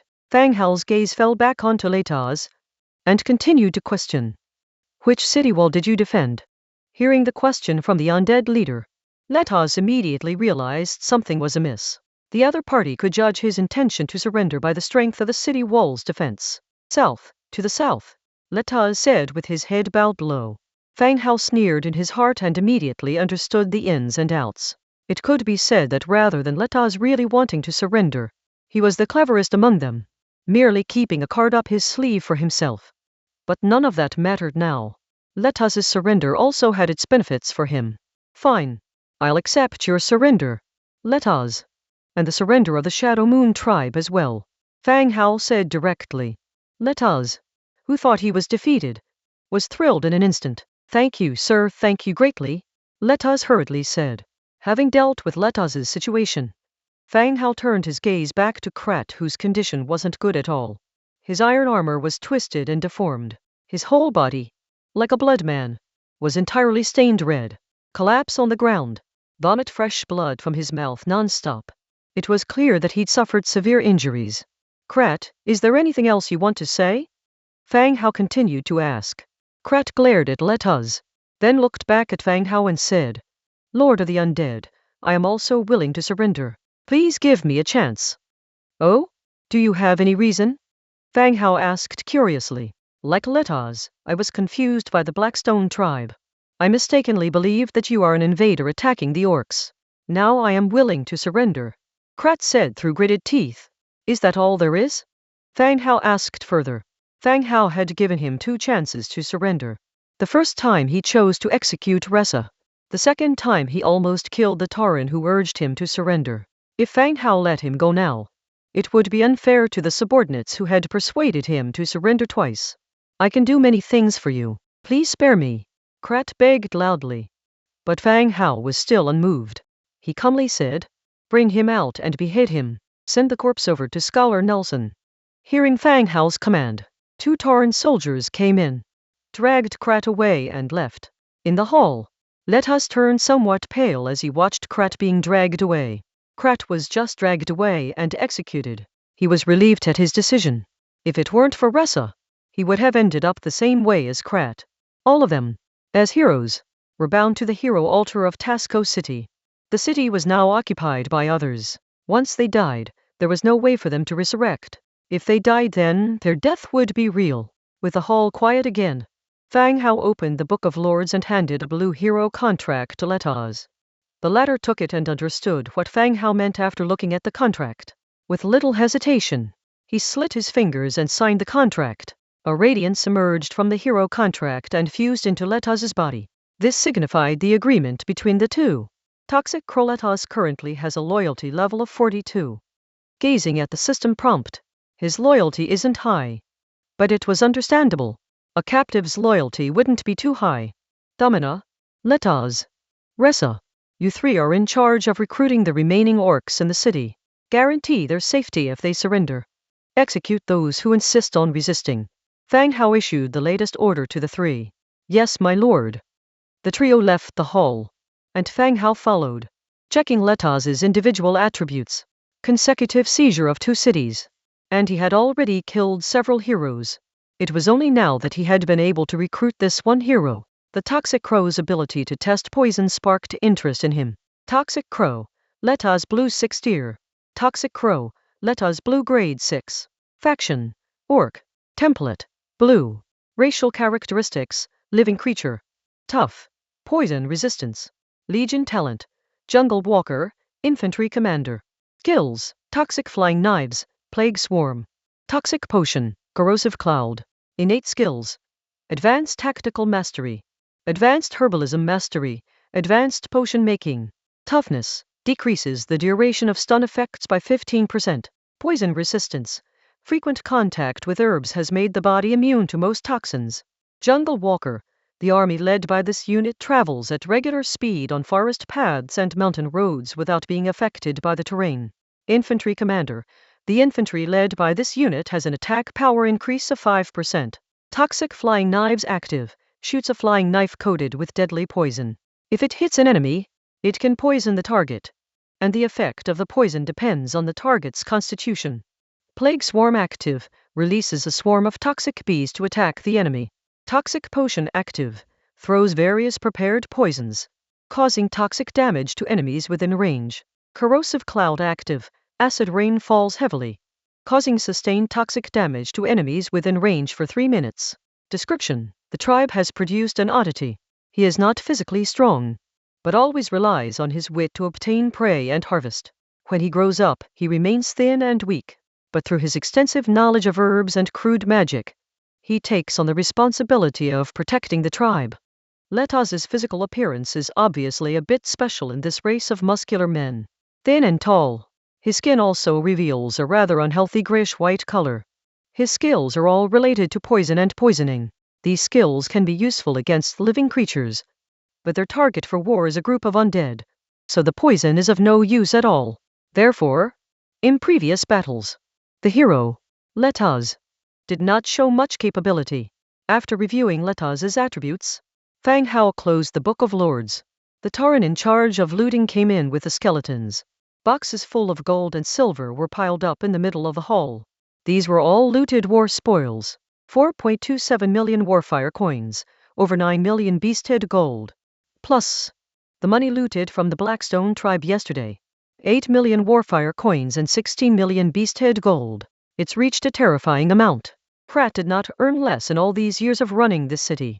Fang Hao's gaze fell on a shiny box in front platinum treasure chest. As expected, seeing the platinum treasure chest, Fang Hao felt a surge of joy in his heart. Told you so. With so many orc armies and 4 heroes involved in the battle, The treasure chest had reached platinum. He silently prayed a few times and opened the treasure chest directly. Received. Blueprint for Glory Tower purple. Blueprint for Earth Spirit Camp purple. Blueprint for Warrior Gladiator Sword purple. Blueprint for Guardians Warhammer blue. Blueprint for Guardians Helmet blue. Blueprint for Guardians Boots blue.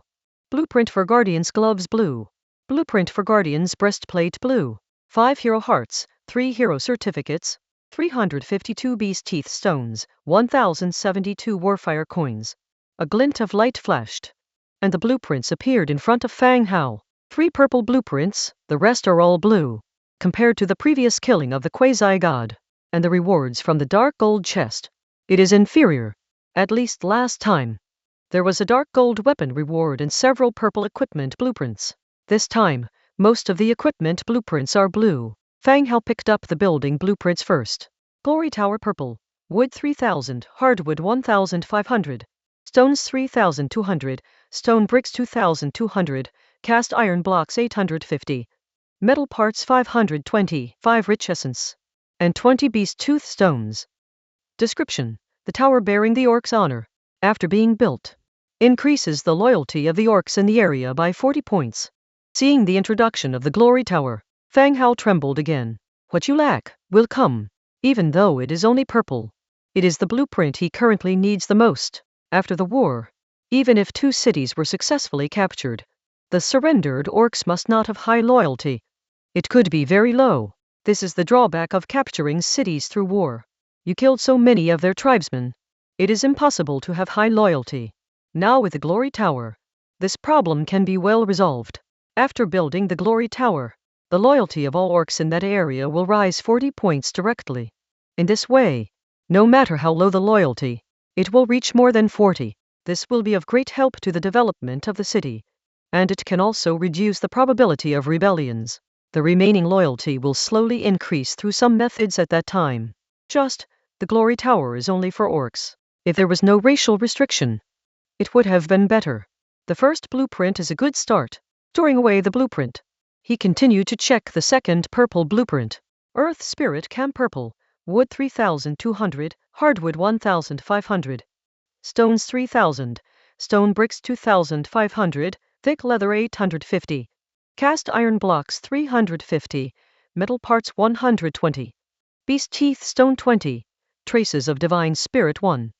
Description: Earth Spirit maidens, who have undergone special training, always exhibit unexpected abilities in battle.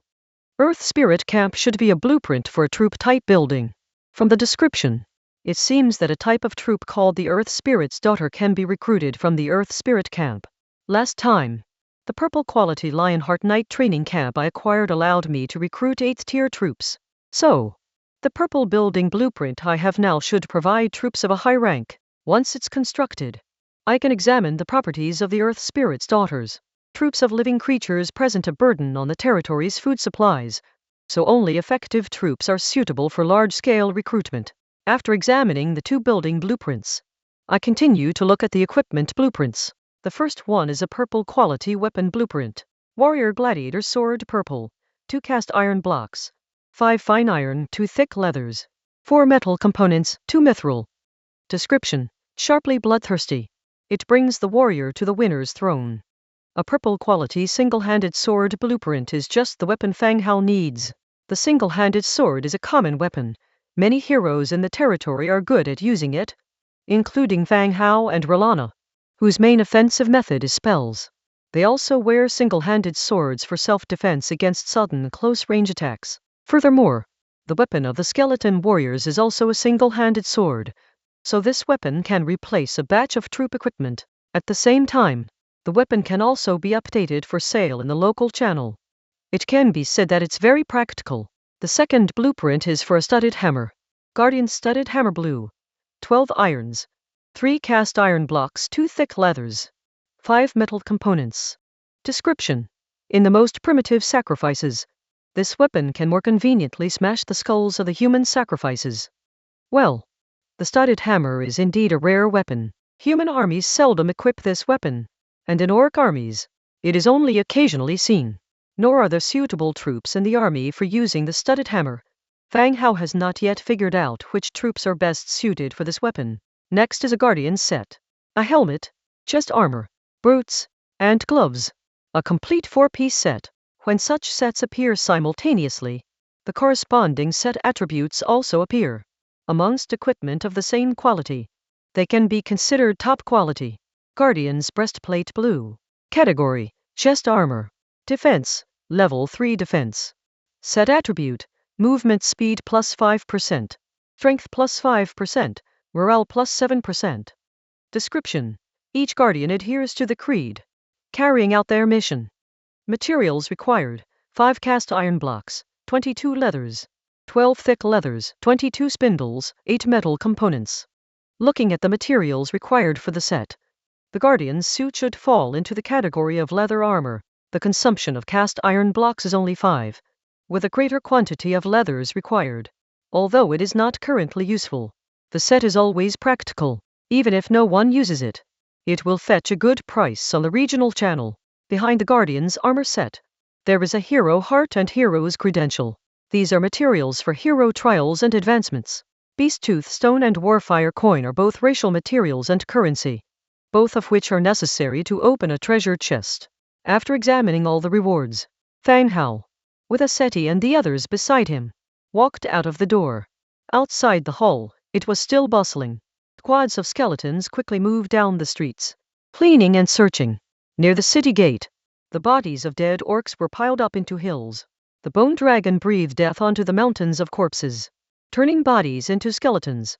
The bodies turned to skeletons would be transported by dedicated soldiers to Blackstone City for conversion into skeletal soldiers. Due to the 2 consecutive battles, the number of bodies for conversion was quite large.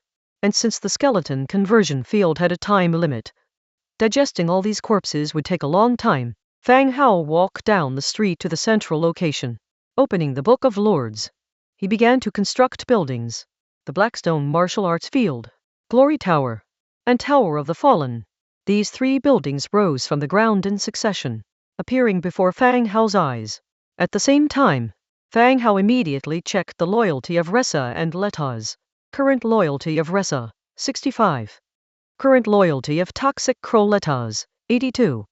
As expected, after the establishment of the Glory Tower, whether it was the ordinary orcs or the orc heroes, their loyalty was forcibly increased by 40. Ressa reached 65, and Letaz even reached 82 points. 82 points is considered high loyalty. The biggest benefit of the Glory Tower is its enhancement for the surrendering orcs, reducing the chances of public order and rebellion incidents appearing in the future. It can be said that it is precisely the building that Fang Hao needs. After reviewing the Glory Tower, Fang Hao continued to look at the Blackstone Martial Arts Field. This was a large arena with various equipment placed in the center that could satisfy the training needs of the orcs. Unfortunately, this training field only benefits the orc race, while the other races are not treated with such favor. Having finished constructing these buildings, Fang Hao returned to the City Lord's Hall. On the way, Fang Hao asked, Aseti, do you think Letas is suitable for managing this city? Blackstone City would be put under the care of a skeleton hero, but Tasco City still needed an orc hero to manage it as a city lord. Previously, Fang Hao had not considered Letaz, but now that Letaz's loyalty had reached 82 points, he seemed to be a possible candidate. After a brief moment of thought, Aseti quietly said, My lord, Letaz is not suitable for managing this city. Why? Although Letaz says good things, the other orcs will only see Letaz as a surrender, a betrayer of several other heroes. If he becomes the city lord, it would add unpredictable hidden dangers. Aseti explained. Fang Hao frowned slightly, understanding what Aseti was trying to express. In this city, a large number of residents who were once managed by Krat will continue to live here. Ordinary orcs can surrender, but as a leader of one of the 3 major tribes, betraying Krat for self-preservation, they will certainly not be accepted by the orcs. Expecting them to obey a trader's management, there will definitely be resistance. By then, not only will this city face the risk of rebellion, but it won't be able to achieve its original goal of collecting faith for him. This city needs an orc hero. Who do you think is the most suitable? Fang Hao continued to ask. Aseti was quick with his reply, as if he already had his answer. Telek would be a good choice. Bronze Bull, Telek. This answer was somewhat beyond Fang Hao's expectations. Bronze Bull was managing Bronze Bull City and the manhwa market, and he was doing a fairly good job. If Bronze Bull were moved over here, it was not clear whether Bronze Bull himself would agree. Why Telek? Fang Hao continued to ask. Aseti responded calmly. Telek is a purple hero, meeting the requirements to sit in Tasco City in terms of strength. Moreover, Telek has high prestige among the orcs. In addition, he did not participate in this battle, which can reduce a large part of the orcs' dislike. Bronze Bull Telek held great prestige among the surrounding orcs. Relying on his own strength and reputation, he set the rules for the manhwa market, and the surrounding orcs were willing to abide by them. Even the villages near Tasco City were more willing to transport goods to the manhwa market for sale. This was the reason Tasco City and manhwa market had established shops in each other's areas. If Telek were chosen to be stationed in Tasco City, from the aspects of strength and prestige, he would fit the position of city lord. I will discuss this with Bronze Bull later, to see what he thinks, said Fang Hao, nodding. We'll see what Bronze Bull has to say about it when the time comes. Both of them returned to the city lord's residence. Fang Hao then deactivated God's presence and went to bed to rest. On the second day, at noon, Tasco City welcomed a team composed of Taurans. The leading Tauran, like a golden statue, shone dazzlingly under the sun. At noon, Fang Hao held a simple award ceremony at the city lord's mansion in Tasco City. All the heroes and soldiers who participated in this war received equipment and gold coin rewards. Particularly noteworthy was the Blackfoot Cat tribe, who displayed exceptional intelligence capabilities in this battle.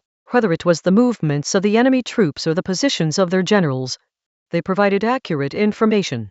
Fang Hao singled out and rewarded members of the Blackfoot Cat tribe. Lori, with a height of merely 1.2 meters, stared at the small box of gold coins in front of him, his eyes wide and unable to look away for a long time. He didn't seem to have done much, and hadn't even participated in the battle. Yet he received so much money. Once he returned, he would surely be the wealthiest person in his village. After the commendation, Fang Hao introduced Bronze Bull Telek to everyone present. In the future, Telek would manage the city. At the same time, Telek brought along a group of Tauran to assist in managing the city. All subsequent matters were handed over to Telek. Fang Hao and the others, with their large army, began their return journey to the Webweaver camp, and then from the camp back to their main city. As evening approached, Fang Hao and his entourage arrived at Bronze Bull City. Telek had gone to Tasco City, and the management of Bronze Bull City was handed over to a Tauran named Terry. Terry is the most promising candidate to become a hero among the Tauran.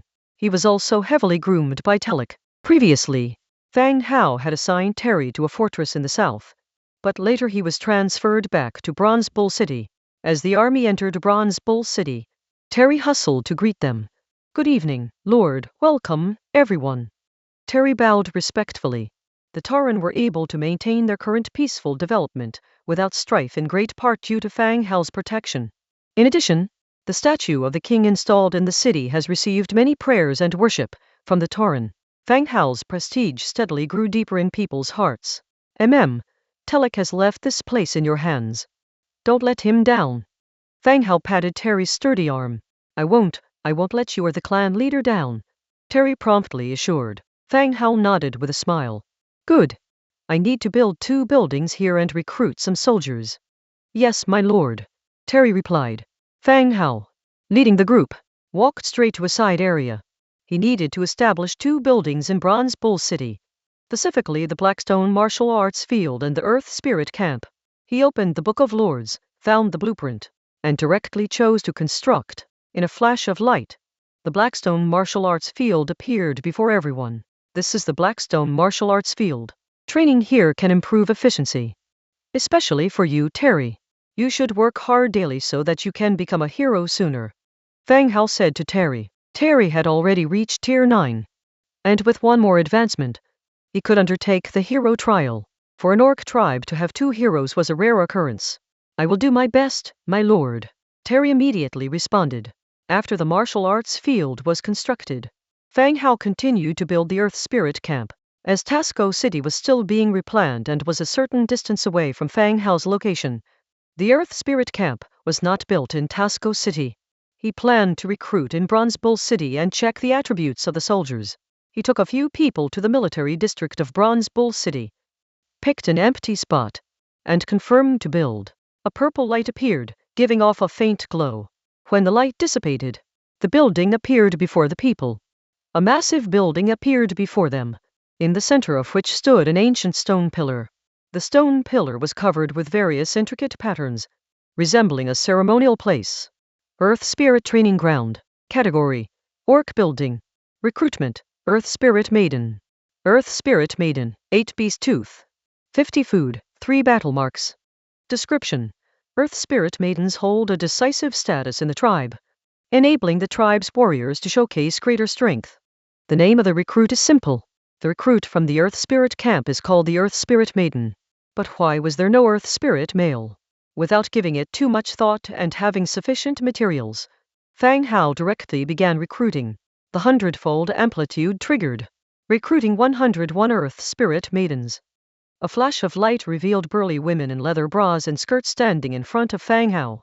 These women generally stood at a height of 1.8 meters, had beast horns on their heads, and their bare abdomens clearly showcased 8-pack abs. They looked like a troop of muscular Barbies standing there. The Earth Spirit Maidens quickly surveyed the scene. Immediately they approached Fang Hao, knelt on one knee. Greetings, clan leader. All of the Earth Spirit Maidens were very respectful, their heads held low, and none of them raised their heads before Fang Hao spoke. Everyone stand up. In the future just call me Lord or simply my Lord, Fang Hao said. The Earth Spirit Maidens all stood, respectfully standing off to one side. Next, Fang Hao checked the attributes of the Earth Spirit Maidens. Earth Spirit Maiden Tier 8. Faction: Orc. Racial traits: Life Force, Toughness, Earth Spirit. Skills: Blessing, Battle Rage. Blessing, Swift Movement, Skull Breaker. Innate Skill: Intermediate Tactic Mastery. Earth Spirit: It can sense the movement of the enemy in advance through the feedback of the earth. Blessing, Battle Rage active, releases rage upon up to 1,000 friendly units, increasing attack power by 10% and critical hit rate by 3% for a duration of 120 seconds. Blessing, Agile Movement active, deploy rush for a maximum of 1,000 friendly units, thrusting them into a rapid state with a 30% increase in movement speed for 30 seconds. Skullbreaker active, strike the enemy fiercely, inflicting 120% weapon damage on the target. Hammer type weapon required for activation. Description: The Earth Spirit's daughter holds a resolute position in the tribe, enabling the tribesmen to show greater strength. Like the Lionheart Knight, the Earth Spirit's daughter's rank has also reached the 8th rank. This is considered quite high amongst the building troops. Though the ranks of the two buildings are the same, their roles vary greatly. Lionheart Knights are purely combat cavalry troops, while the Earth Spirit's daughters lean more towards support troops. Out of the 3 skills, 2 of them are designed to enhance the abilities of comrades. Moreover, the maximum number of troops that can be enhanced by these skills has reached 1,000. They feel more like movable war drums, providing amplification for the troops. Movable war drums. Upon thinking of this, Fang Hao suddenly realized the special purpose of the Earth Spirit's daughters.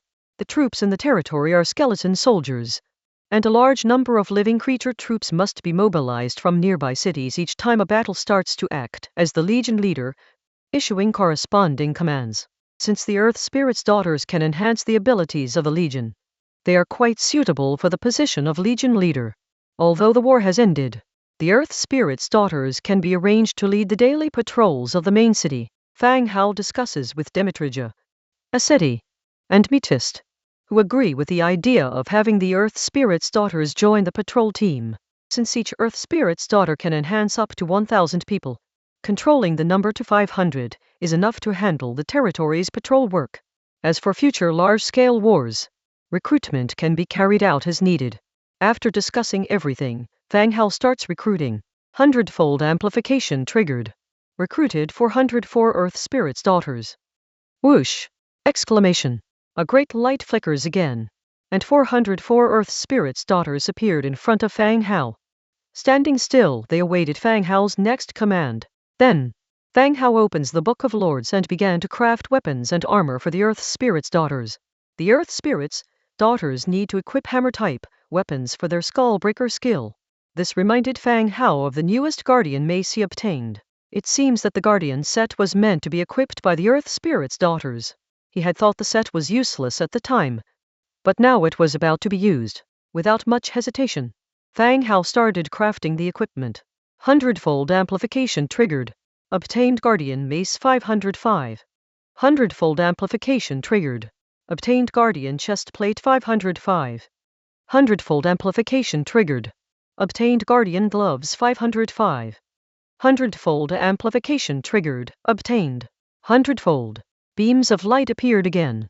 Heaps of crafted Guardian gear piled up all over the open space. Okay, everyone put on the equipment first.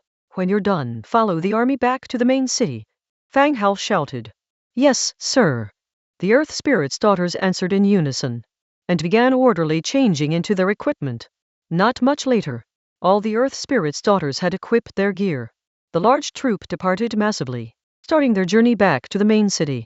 The next day, the early morning, after freshening up, Fang Hao came outside to breathe in the fresh air. Looking at the bright morning sunshine, he couldn't help exhaling. A sunny day is really nice. After consecutive rainy days, he found sunny weather more refreshing.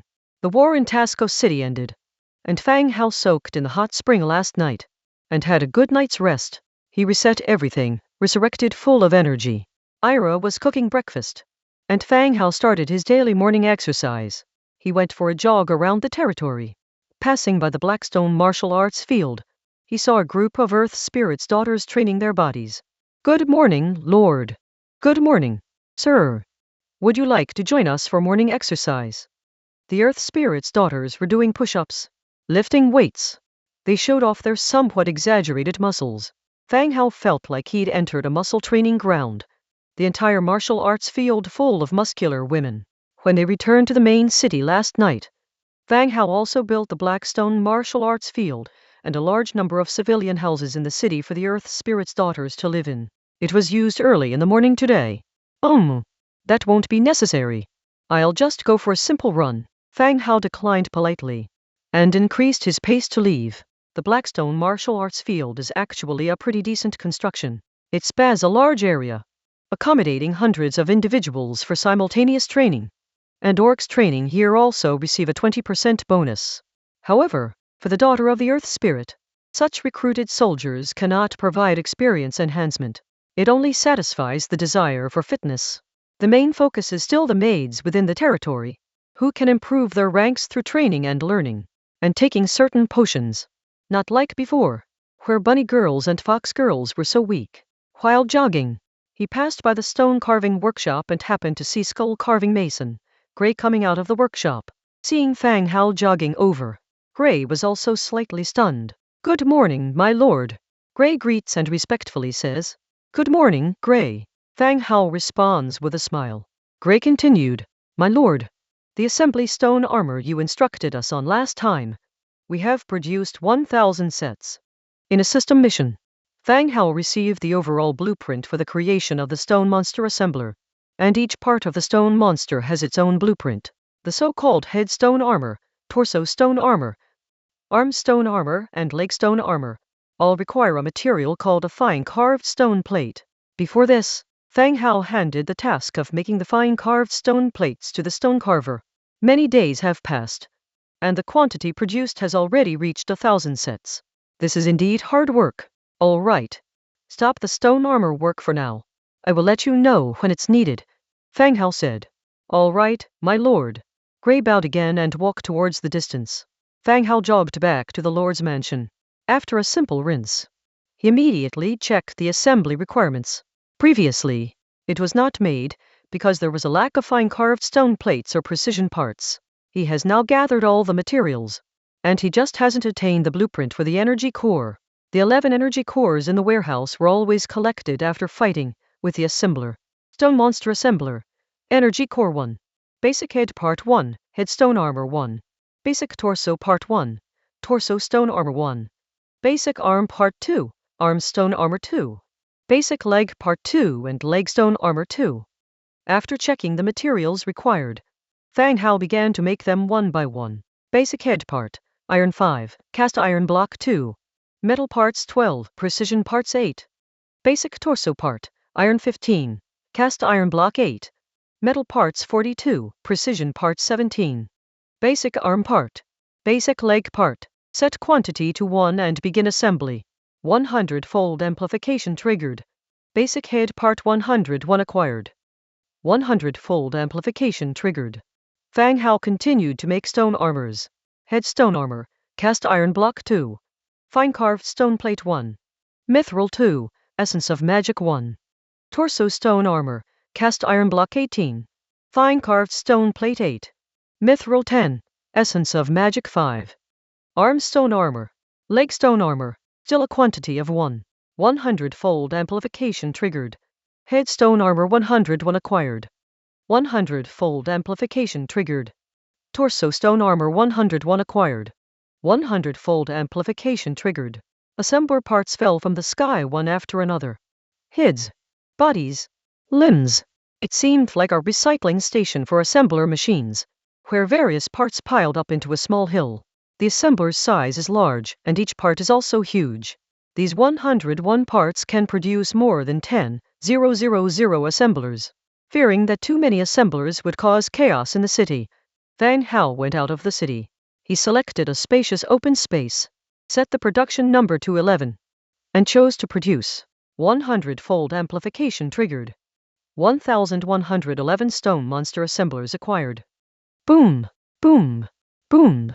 The huge bodies of the stone monster assemblers fell from midair, raising a cloud of dust. Stone monster assembler 5th rank. Body constructs fell all around, kicking up a dust cloud, while fanning away the airborne dust.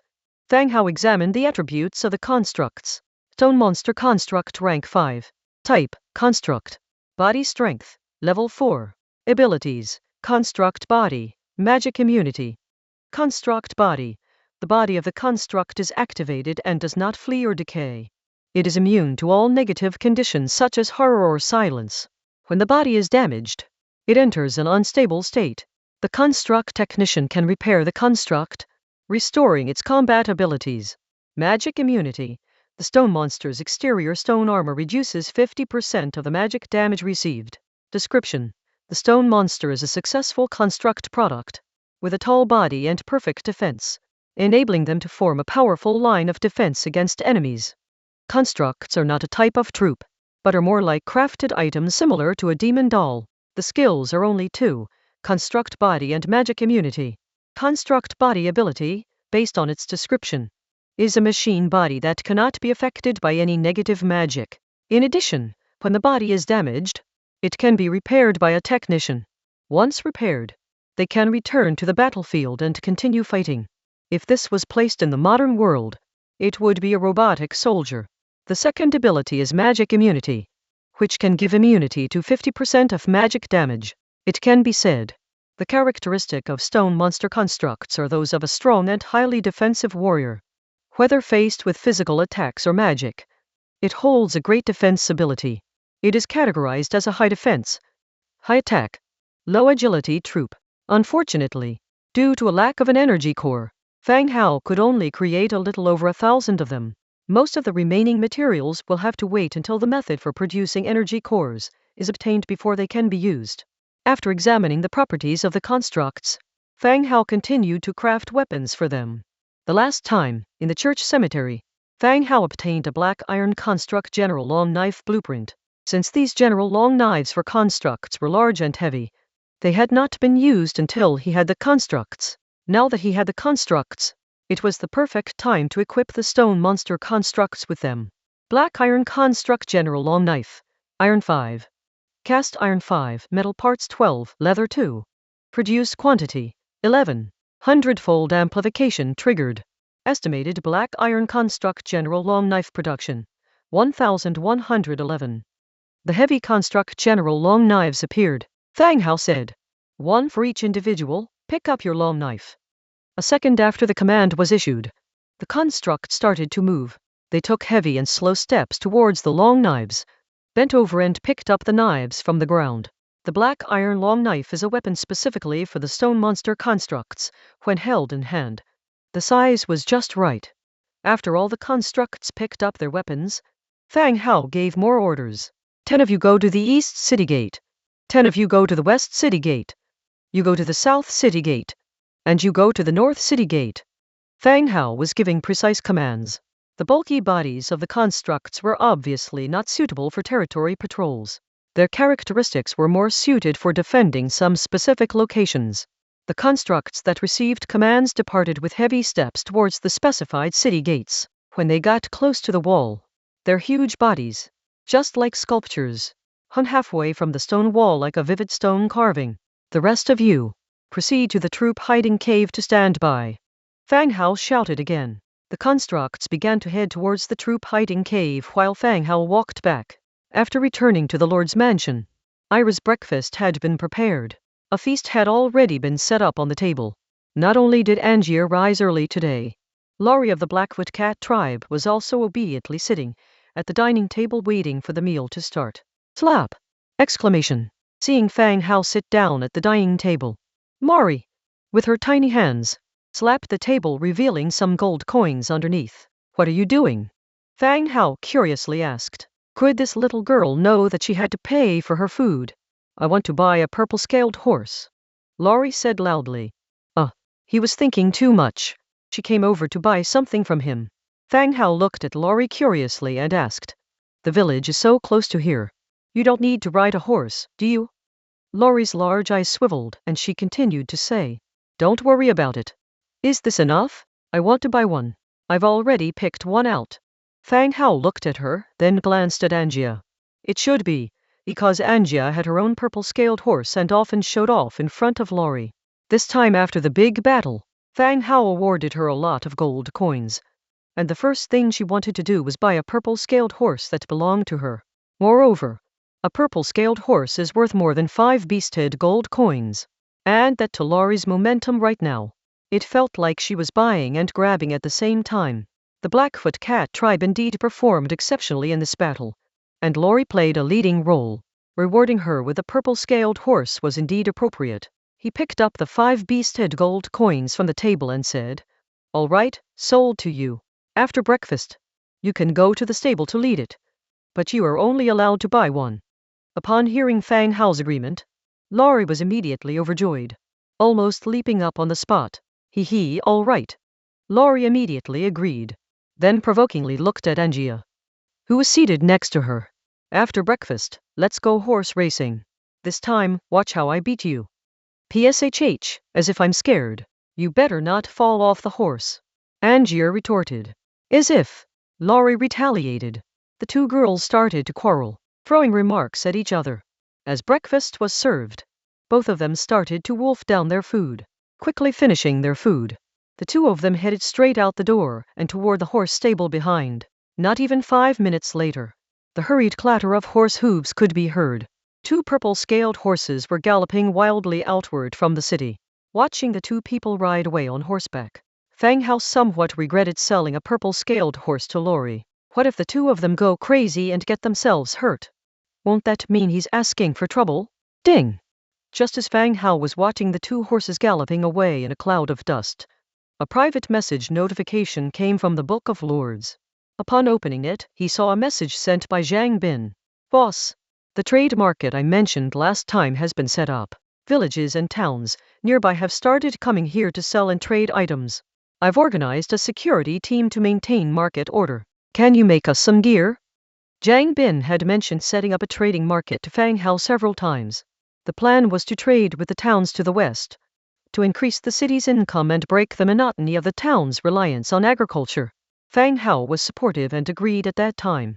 After this period, the trade market has gradually gotten on track. However, with the market opening to outsiders, the number of visitors increased, which led to issues with market order.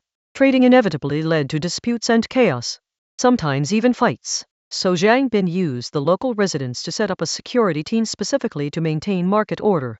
The team was established, but the equipment they had was vastly inferior to Fang Hao's. Adhering to the principle of looking up to solve problems, Zhang Bin planned to ask Fang Hao to make them a batch of decent equipment they could use. Sure, how many sets and what type do you need? Fang Hao asked. He could afford to spare the materials given his 100-fold amplification. In fact, The amount of equipment he sold on the channel could easily cover the quantity needed by Zhang Bin's security team. Boss, I need about 200 sets to start with. Preferably leather armor. Zhang Bin replied. Since it was for city security and a normal militia team, Zhang Bin chose leather armor. It was suitable for long patrols and was not as heavy as plate armor. All right, will the Guardian's breastplate blue set do? Fang Hao sent over a picture. As soon as the message was sent, an instant reply came from the other side. Wow. A blue set of armor. In that case, boss, I'll take 500 sets. Even the city defense soldiers don't have this good equipment. Okay, I'll make them for you, replied Fang Hao. After replying to Zhang Bin, Fang Hao stepped outside and began crafting the equipment. 100-fold amplification triggered. 505 Guardian sets obtained. After finishing the Guardian sets, Fang Hao continued to craft the purple warrior gladiator sword. This long single-hand sword came from the platinum chest. It wasn't made until he got back, so it was perfect to craft it this time. Of course, this purple weapon wasn't for Zhang Bin's patrol team. It was to be distributed to the Transmigrators in various places for self-defense. For large-scale equipment distribution, the material requirements are enormous. Equipment upgrading needs to be carried out step by step. Warrior gladiator sword purple, 2 iron blocks, 5 fine irons, 2 thick leathers, 4 metal parts, 2 mithril. Confirm creation with a quantity of 100-fold amplification triggered. 101 warrior gladiator swords obtained. One by one, purple swords began to rain down from the sky. Fang Hao picked one up, holding it in his hand and lightly swinging it a few times.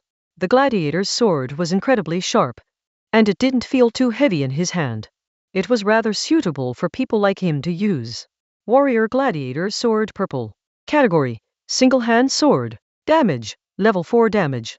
Ability: kill enemies and reduce skills cooldown by 20%. Description: sharp and bloodthirsty. It elevates the warrior to the throne of victory. The warrior gladiator's sword was indeed a very good weapon. It dealt 4-level damage and could reduce cooldown time when killing enemies. If used well, it could be used to refresh skills and maintain efficient output. It seemed very suitable for Ralana. Ralana's skills were potent, and with a quick refresh, wouldn't she become a human cannon? All in all, Fang Hao was very satisfied with this weapon. He reopened the Book of Lords and messaged Zhang Bin. Zhang Bin, I'm going to list the equipment you asked for. Check it out. After speaking, he started listing the weaponry and equipment. He listed 500 sets of Guardian sets and pulled 500 more Iron Knight swords from the warehouse, together with the gladiator swords, and sent them to Zhang Bin.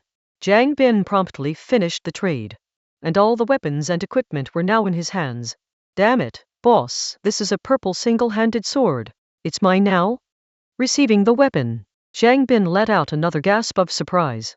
He was extremely excited that he could actually wield the purple weapon. Yep, it's yours. Fang Hao replied. Thanks, boss. Zhang Bin said thanks once again.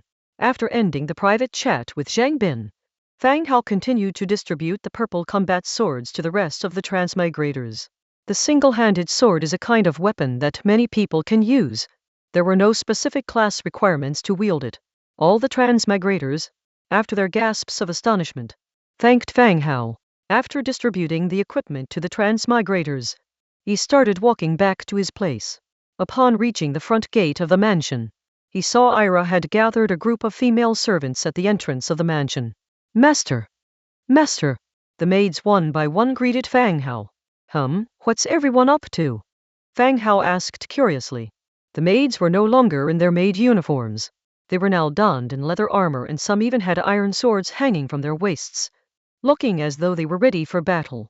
Master, I'm taking everyone to the training ground. Ira spoke up.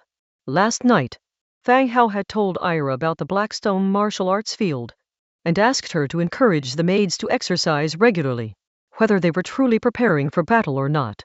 The benefits of leveling up included health improvements, and a potentially longer lifespan than ordinary people. And so, after breakfast, Ira arranged the maids who were on break to head to the Blackstone martial arts field for training in batches. Oh, that's good. Just be aware of the training volume on the first day, Fang Hao instructed. We know, Master. Then we'll be heading off. Yes, go ahead. Ira let out a shout, leading a group of rabbit and fox girls, and headed towards the Blackstone Martial Arts Field. The Blackstone Martial Arts Field was very large. Even those Earth Spirit girls were training there. There was a place for the maids to exercise as well, just as long as they don't grow muscles like the Earth Spirit girls. That would honestly be a bit scary. After the maids left, Fang Hao returned to his room to rest. In the afternoon, at 2 o'clock, an urgent knock came from his door. Before Fang Hao could respond, he heard the voice of a maid. Master, Sir Nisbet is waiting for you in the hall. It seems like there's an urgent matter. Fang Hao was taken aback. He immediately closed the book on the table and replied, All right, I'll go down immediately. As for Nisbet, there were two types of them, heroes and soldiers. The Nisbet soldiers had attacked Tasco City with Fang Hao. The hero Nisbet, led by Nisbet, rode the bone dragon to hunt down the fleeing red dragon. The one who was urgently calling upon him now must be the hero Nisbet who was hunting the red dragon. Fang Hao left his room and went downstairs. As he expected, on the first floor he saw Nisbet and his men. The 5 Nisbet heroes were looking a bit distressed. Their armor had dents from heavy strikes, and burn marks covered various parts of their bodies. Fortunately, there were no casualties. In the center of the hall, the red dragon was bound and had reverted to human form. Deep, bone-exposing wounds covered his body.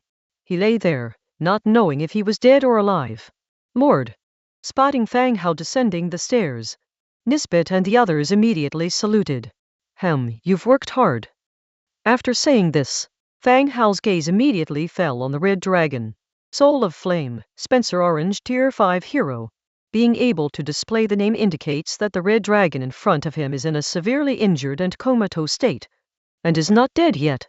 Only the Dragon Clan's constitution could survive such serious injuries. If it were any other creature, they would have already died a long time ago from such injuries. Quickly go and invite Sir Nelson here, Fang Hao said to a maid standing nearby. The maid nodded and rushed off.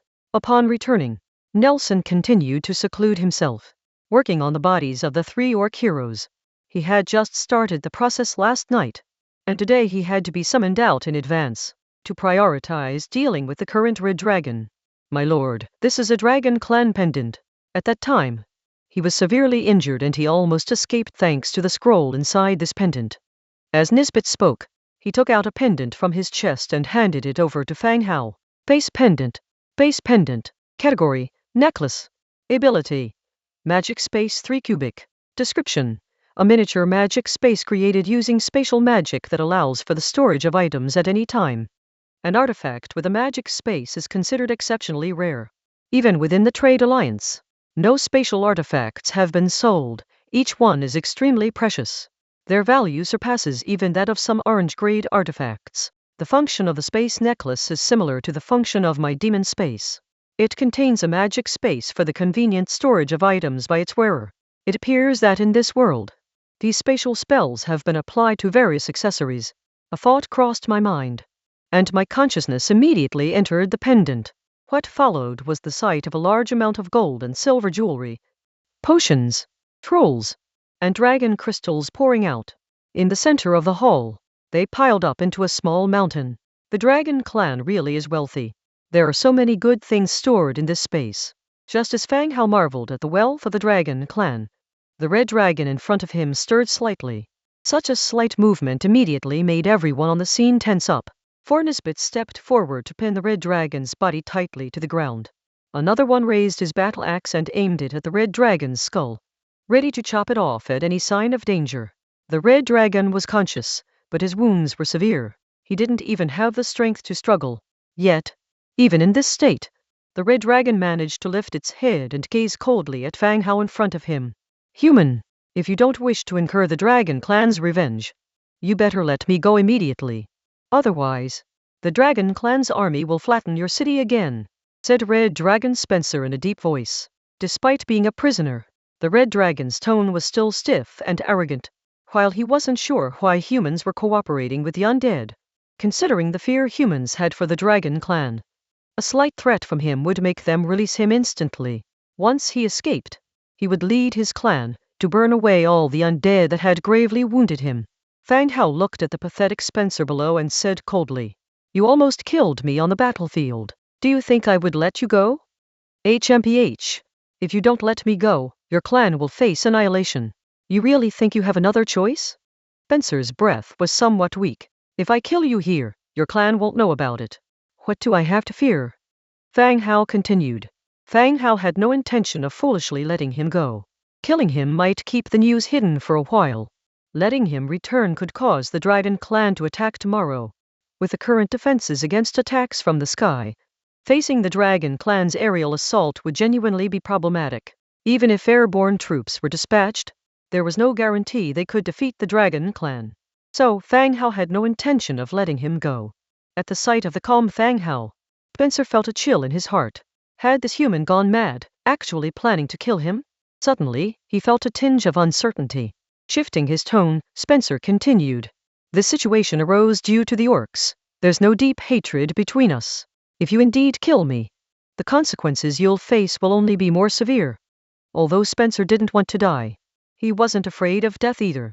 Not due to his strong character, but because he was tied to the hero altar. Even if he died, he could be resurrected. By then, he would bring the Dragon clan's army to flatten this place. Just as Spencer was thinking about how to torture Fang Hao and his revenge, there came a hurried sound of footsteps from outside. Nelson came in with a group of funeral priests, following behind the rabbit maid. Nelson glanced at the Dragon clan member being held down by the four Nisbets before saluting and saying, "Lord." Fang Hao nodded and directly said, "Nelson, kill him and don't let him resurrect." "Yes, sir," Nelson replied. On the other hand, Spencer, standing at the side, widened his eyes, staring intently at the incoming Nelson and the group of funeral priests. Due to the Dragon clan's long lifespan, they had a broader knowledge of many things. As soon as Nelson entered, Spencer recognized his identity.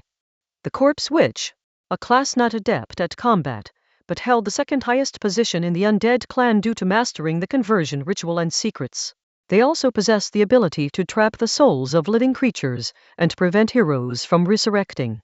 Fearful to all hero forces, seeing the presence of a Corpse Witch here, Spencer could no longer stay calm.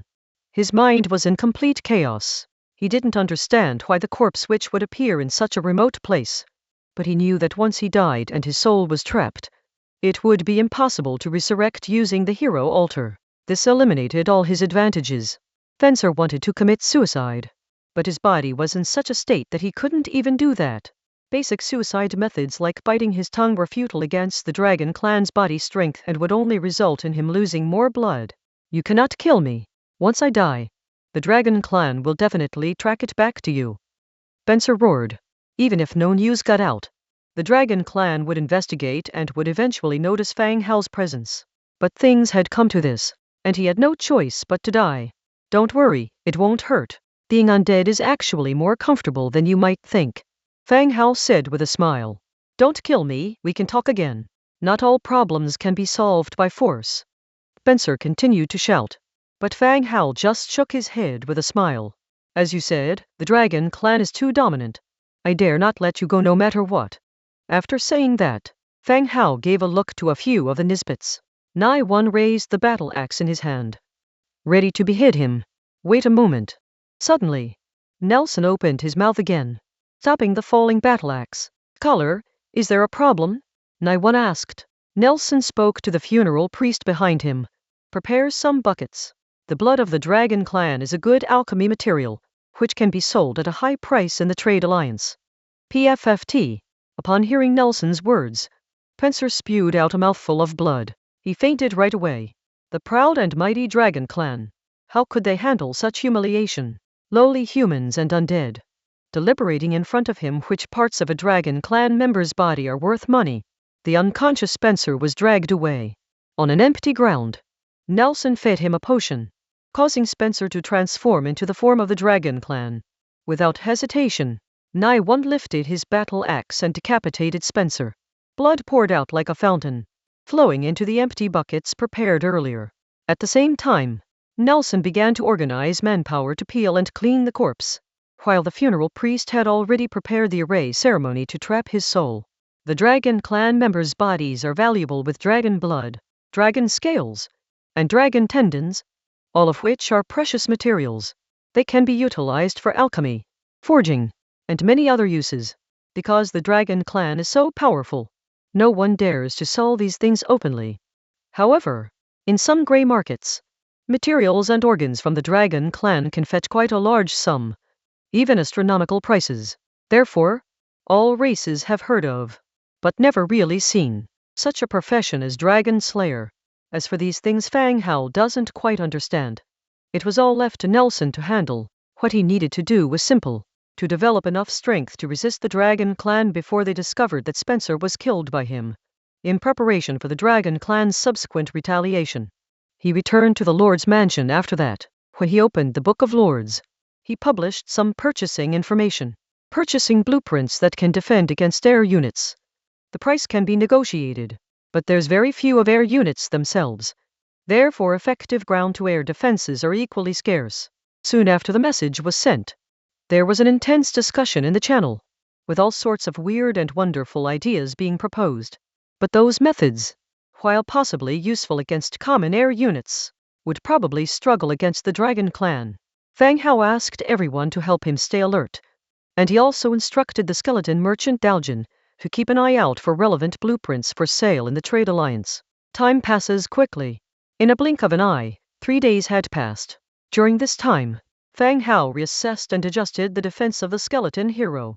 Blackstone was transferred from Dongjiu to the Orcs' Blackstone City. Meanwhile, Heavy Arrow and Fireblade from Frostwind Fortress were also recalled to the main city, along with the rest of the heroes responsible for the safety of the main city. Today, just after he woke up in the morning, Fang Hao received a message from Rebecca. After breakfast, he called Demetrija and Aseti, cast the demon teleportation, and went straight to Lis City. In the next second, the three of them appeared directly in the hall of the city lord's mansion. Seeing as there was no one in the hall, their arrival didn't catch anyone's attention. He stopped a passing maid and asked, "Where's Rebecca?" The maid looked at the three men in front of her in a daze, frowning at them. "Sir, who are you?" "I am Fang Hao, the city lord of Lis City." Fang Hao introduced himself again. Well, he hadn't been here in over a month and nobody here recognized him. The maid scrutinized the young man in front of her, trying to verify his identity. As soon as she confirmed that he is indeed the city lord, she replied respectfully, "City lord, my lady is practicing her swordsmanship in the garden." "Sword practice?" "Yes, my lady practices sword every morning now." The maid continued, "It seems that after the attempted assassination by Aubrey, Rebecca decided to do some training herself." "Take me there," Fang Hao continued. "Certainly, my lord." The maid put down what she was doing and began to lead the way. He followed her out of the city lord's mansion. They walked along the flower-filled corridor and arrived at the back garden. From a distance, he saw Rebecca wearing tight leather armor, outlining her voluptuous, imposing curves. Her long hair was tied up in the back, and she was unceasingly swinging a single-handed sword, executing various offensive moves. Her routine was seemingly as natural as floating clouds and flowing water. Quite professional indeed. When Fang Hao approached the garden, he went in alone. Demetrija and Aseti did not follow him in, but waited outside the garden. At the sound of footsteps, Rebecca stopped her routine, and when she saw Fang Hao, a smile appeared on her face. Sheathing her sword, she asked, "When did you get here?" "I just got here not too long ago." "What made you take up sword practice?" Fang Hao asked with a smile. In Fang Hao's mind, Rebecca fully fit the image of an elegant and noble lady from court that he has in his head.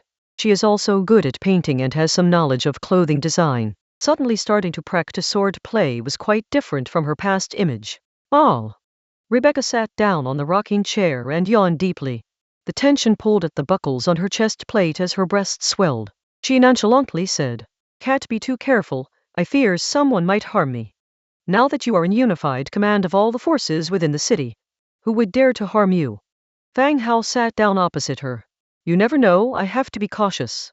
Fang Hao did not continue discussing his sword practice. Instead, he directly asked, "So, is there a reason you called me here?" Her delicate hand fanning herself, Rebecca replied directly, "Yes, there are 2 things I need to discuss with you." "What's up?" "The federal conference is about to start, and I am going to be away next week. Since Technically, you are the city lord. You will need to come along with me.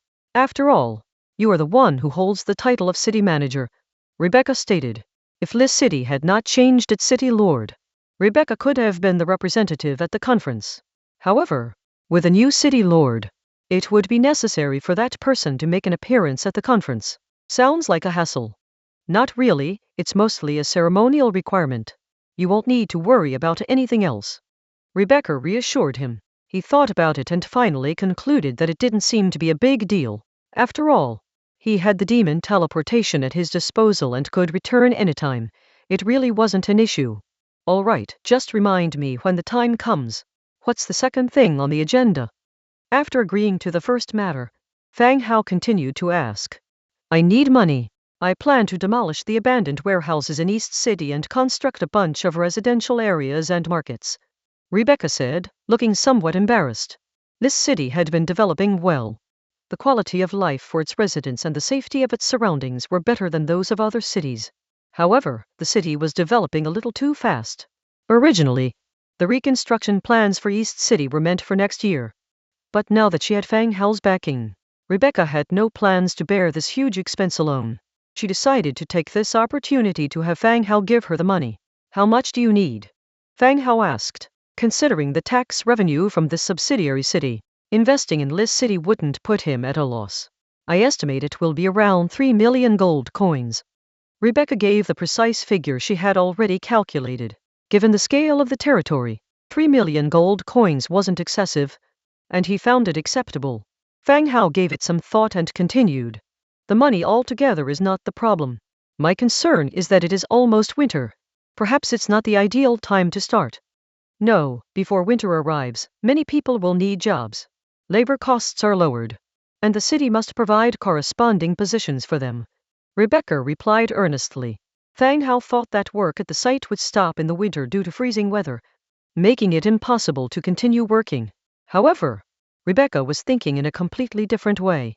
The arrival of winter would create many unemployed people. Agriculture could not be done, and many jobs had to be discontinued. Rebecca's aim was to provide more jobs at this point to solve people's difficulties. Even at a lower price, she needed to help the bottom layer of people tied over the winter. Otherwise, the surrounding villages could suffer harassment from refugees.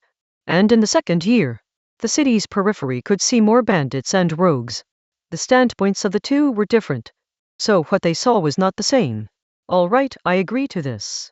I'll bring the money over to you this afternoon. Fang Hao agreed immediately. Upon hearing his agreement, Rebecca smiled immediately, moved to sit beside him, and threw her arms around his shoulder, saying, It's much easier having a reliable man around. Fang Hao was struck with the softness resting on his shoulder and the fragrance wafting from Rebecca. With a stirring in his heart, he asked, By the way, have you seen Rolana recently? It has been a long time since I last saw her. A few days ago. Rolana went back to her place and hasn't returned yet. Are you looking for her? Rebecca asked, rising again to return to her rocking chair. No, just asking, replied Fang Hao. The two sat together, chatting about recent events and future development directions for the city. After they had talked for a while, some merchants came to see Rebecca. Fang Hao took his leave from Rebecca. Returning to his room, Fang Hao was planning to use the demon teleportation to return to his main city. Tweak, squeak! Exclamation. A white-haired mouse crawled directly onto Fang Hao's desk. It held a folded piece of paper in its hands, its large eyes staring straight at him. Cranial rat.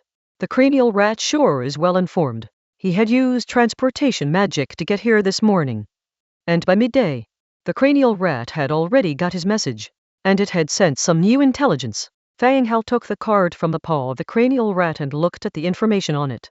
It listed two pieces of information. One was about the Swords of Absolution, and the other was a purchase order from the cranial rat. The Swords of Absolution. Items necessary for Little Yu's level advancement. Each time she obtained the swords, Little Yu's level and strength would significantly increase. It could be said that of all the heroes Fang Hao had known, this was the most bizarre way for advancement.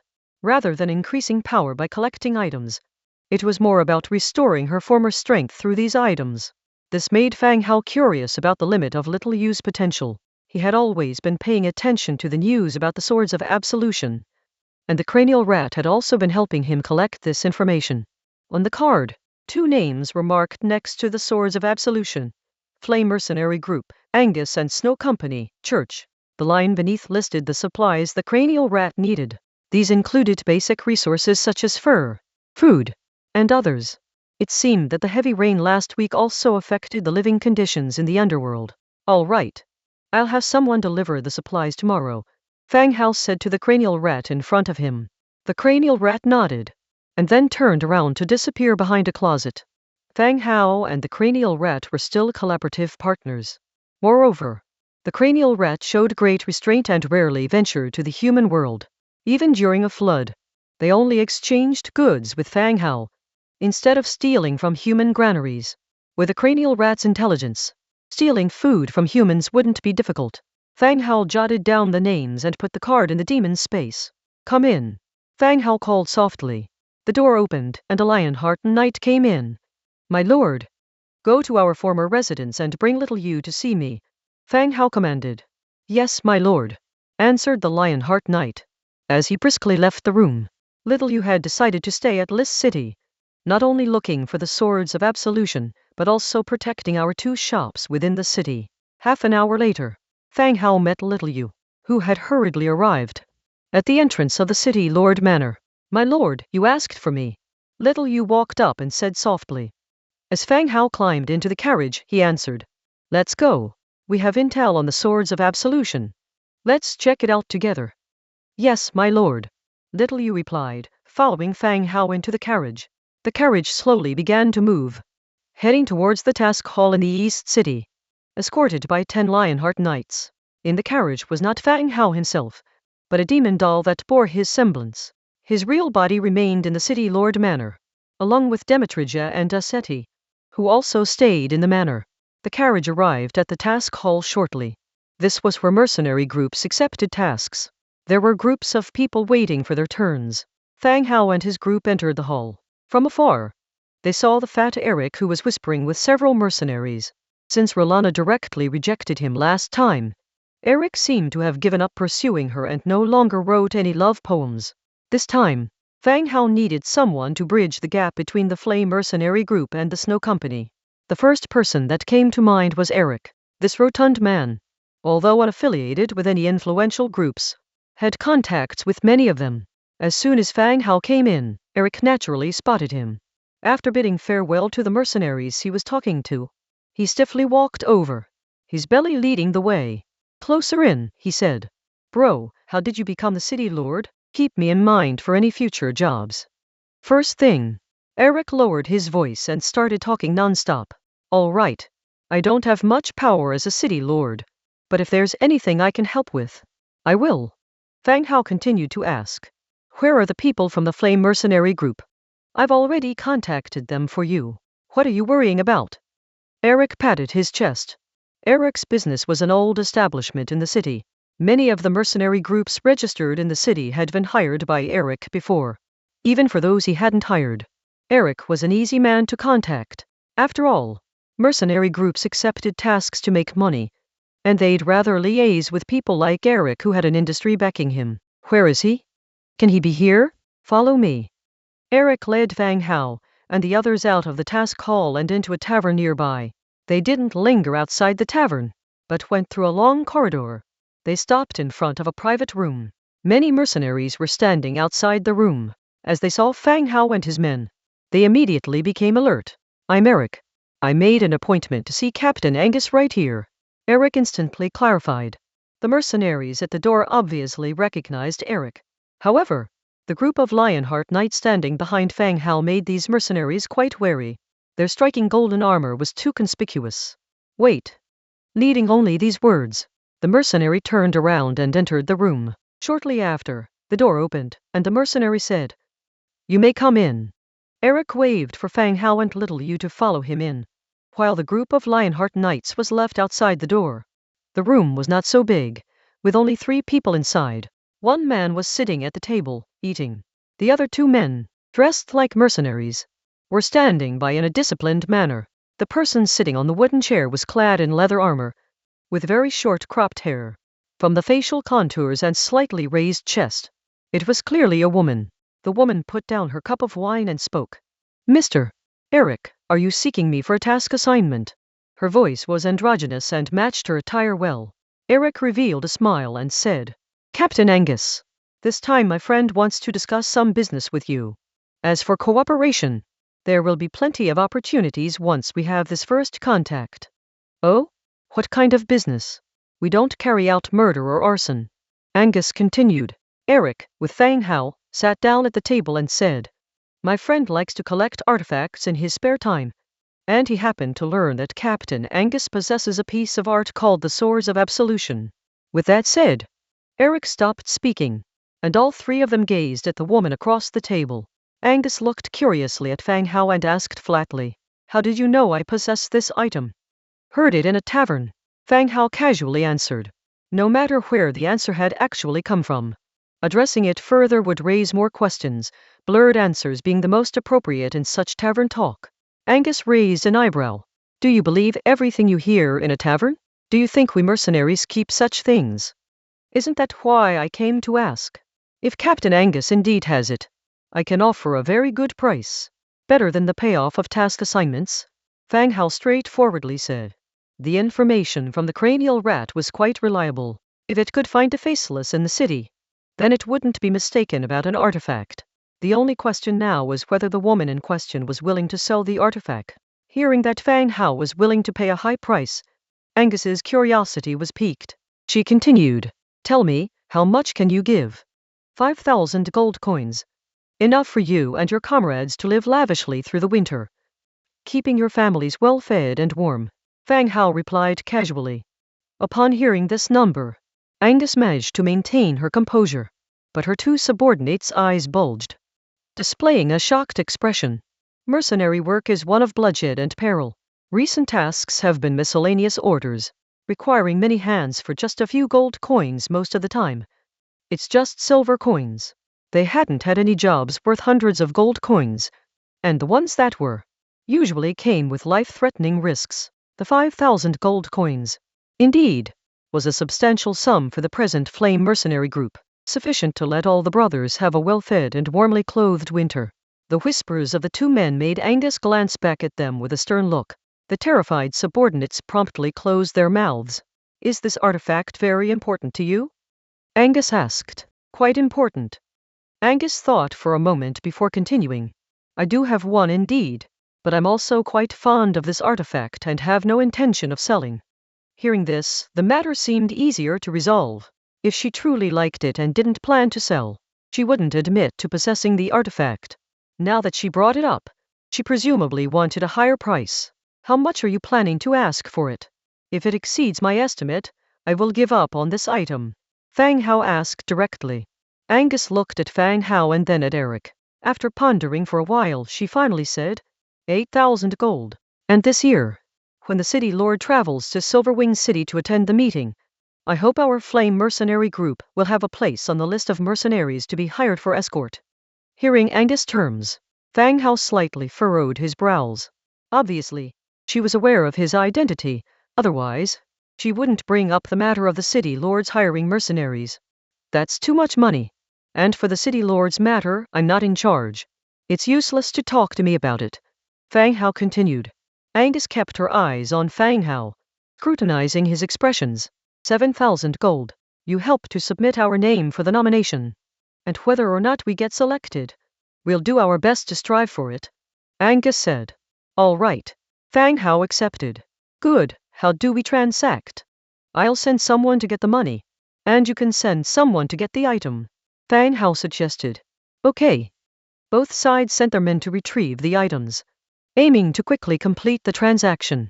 In the downtime, Fang Hao curiously asked, Captain Angus, why do you want to undertake the escort mission? Task assignments aren't easy. I want my brothers to have a backer. Angus replied without hesitation. Considering Captain Angus' ability, are there any tasks you find difficult? Eric chimed in. Angus smiled slightly but didn't elaborate. After finishing the deal, the three continued to converse informally, discussing miscellaneous matters in a probing manner. Before long, the door opened again, Each of their men returned with their respective items. The mercenary squad carried a long wooden box, which appeared to be tightly packed. Simultaneously, the Lionheart Knight handed Fang Hao a bag made of beast skin, filled to the brim with gold coins. The exchange was conducted. The clinking sound of gold coins echoed crisply through the room. Fang Hao pushed the bag towards Angus. "Count them." Angus handed her wooden box in return, then opened the bag and quietly started counting. Swords of absolution. In the wooden box were 2 swords, one long and one short, both sporting the same design. It should be classified as dual blade. Without further ado, Fang Hao handed the wooden box over to Little Yu. The latter accepted it, nodding slightly. Disaster Song held a blue tier 4 hero. In just a blink of an eye, Little Yu's rank had changed, upgraded from blue level 2 to tier 4. Once the transaction was completed, Fang Hao had no intention of lingering. "Made to take leave," Angus casually remarked. "Take good care of it. I'll buy it back once I have the money." Fang Hao paused. "You like this artifact that much?" "Being Countess Hilda's legacy. It's more than just an artifact to me," Angus whispered. "All right. Make sure to save up plenty of money then, so I can make a tidy sum." With that said, Fang Hao exited the room, leading a group of Lionheart Knights out. They left the tavern. Eric, along with Fang Hao, proceeded to their next destination, to the Snow Trading Association, to purchase the next Sword of Absolution. All the while, Federation of 100 Cities. Central City, Silverwing City. As the central city, Silverwing City held the most influential power within the Federation of 100 Cities, and also boasted the strongest human forces in the region. Located in the heart of Silverwing City, there were 3 towering buildings reaching into the sky: the Council, the Hall of Heroes, and the Grand Cathedral. At this moment, inside the grandiose golden cathedral of the church, the Archbishop along with several bishops sat on seats at the apex of the cathedral. They overlooked Hubert from their lofty positions. It wasn't the first time Hubert was summoned by the council, but it still made him nervous. He was not a member of the church, nor did he believe in the God of Light. But the church's power within the Federation was still beyond his means. Despite being a member of the Federation's Congress, he still had to humble himself before the church. "My greetings to the Archbishop and the esteemed bishops." Hubert bowed his head humbly, saluting the elders. Hubert's voice echoed through the hall. Then a deep voice resonated from above. "Tell us in detail about what happened in this city." The tone was command-like. "Oh, all right," Hubert answered before continuing. "Upon our arrival at Liss City, we received news of City Lord Aubrey's death at the banquet. Rebecca introduced us to her new husband, a transmigrator called Fang Hao. After receiving the communication from you, esteemed ones, I promptly went to the temple. I found that the great statue of the God of Light was cracked. The assistant priest said it needed repair." Hubert kept his head down, explaining in detail what he'd seen and heard in Liss City, not daring to miss anything. After he finished, the cathedral fell silent again. No one spoke up. Hubert kept his head down, not daring to raise it. After an elongated silence, a voice came from above. "Which statue is enshrined in the temple at Liss City?" "The God of Light and the Goddess of Harvest." "Did you discover anything else in the city? Or did anything else happen?" asked another bishop from above. After thinking for a moment, Hubert answered. Fang Hao hit Groot of the Marshall family. It was one of his subordinates, apparently a powerful orange hero, who knocked out Groot with a single kick. There's nothing else. Why did he bring up Fang Hao again? The church cared not for local nobility's trivial disputes. Whether these lords or nobles had lost a husband or kept a transmigrator as a young pretty boy, they were nonplussed. What concerned them more was the loss of faith within Liss City. But it seemed that Hubert didn't know much. What he told was essentially repeating the same bit of information. "All right, you may go. Don't leave the city for the time being. We'll contact you if anything comes up." Hubert quickly nodded. Yes.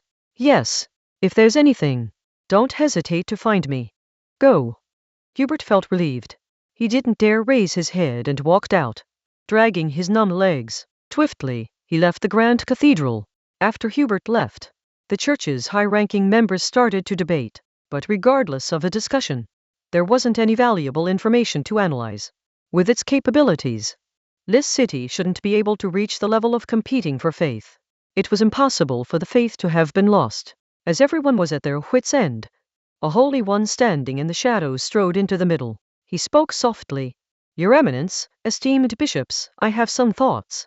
Everyone turned to the speaking holy one. Stiffening his chest, he continued. I've heard about this Fang Hao. He seems to have some close ties with the undead. Perhaps he's somewhat related to the incident in Lis City. The saint's words briefly disrupted the solemn silence of the hall. The undead interfering with human cities. Such a thing is utterly unthinkable. However, someone quickly voiced a different opinion. Saint Zuhaid, is the information you're sharing accurate? Zuhaid was the saint who had spoken of Fang Hao's connection to the undead. He was also a transmigrator. His mother was Russian, and he took after her looks, a result of mixed heritage. But he was fortunate. After his arrival he quickly made contact with the church. And through his transmigrator's abilities, coupled with his intelligence, he secured the position of the saint. The saint holds a certain degree of privileges and influence within the church. At the same time, he is also a potential candidate to be the next archbishop. However, while the position of the saint appears glorious, the competition is equally fierce. The church always cultivates 13 saints, and only one of them will be chosen as the successor to the archdiocese. The surviving ones become bishops, with the majority succumbing to various accidents in the struggle. The severity of these covert and open fights exceed the dangers of ancient power struggles for the throne. This world's combat power far exceeds that of ordinary people, making murder a simpler task. When he heard the bishop's question from above, Zuhaid shook his head and replied, This is just a conjecture based on the information I know. It's not concrete news. The bishop who asked nodded and said, The temple in Lis City cannot establish a statue of the god of undead. It's unlikely to be the work of the undead. Everyone in attendance agreed with this statement. There are fundamental differences between races. If Lis City were to set up a statue of the god of the undead, it would undoubtedly cause panic in the city. The probability of it being the god of the undead is slim. After a long silence in the hall, the archbishop at the top seat gently spoke up. Zuhaid, tell us what you know. Yes. Zuhaid saluted again and began to share all he knew about Fang Hao, along with the previous information mentioned by Hubert about Fang Hao. Only then could the initial conjecture be made. After the introduction, Zuhaid respectfully stood aside without uttering another word. Following that, the archbishop and the bishops discussed the matter of Lis City. They had quickly sorted out a response strategy. Usually, they would have sent people to Lis City to investigate. However, the federal conference was about to be held, and both Rebecca and the newly appointed Fang Hao would attend the conference. This actually saved them some trouble. They just had to wait for the two to arrive and then proceed with the investigation. Here, they also held the upper hand. Once all this was settled, the meeting came to an end. That will do for today. Everyone needs to concentrate on the upcoming conference, said the archbishop. Yes. Everyone responded in unison. As the meeting ended, everyone left the Grand Temple.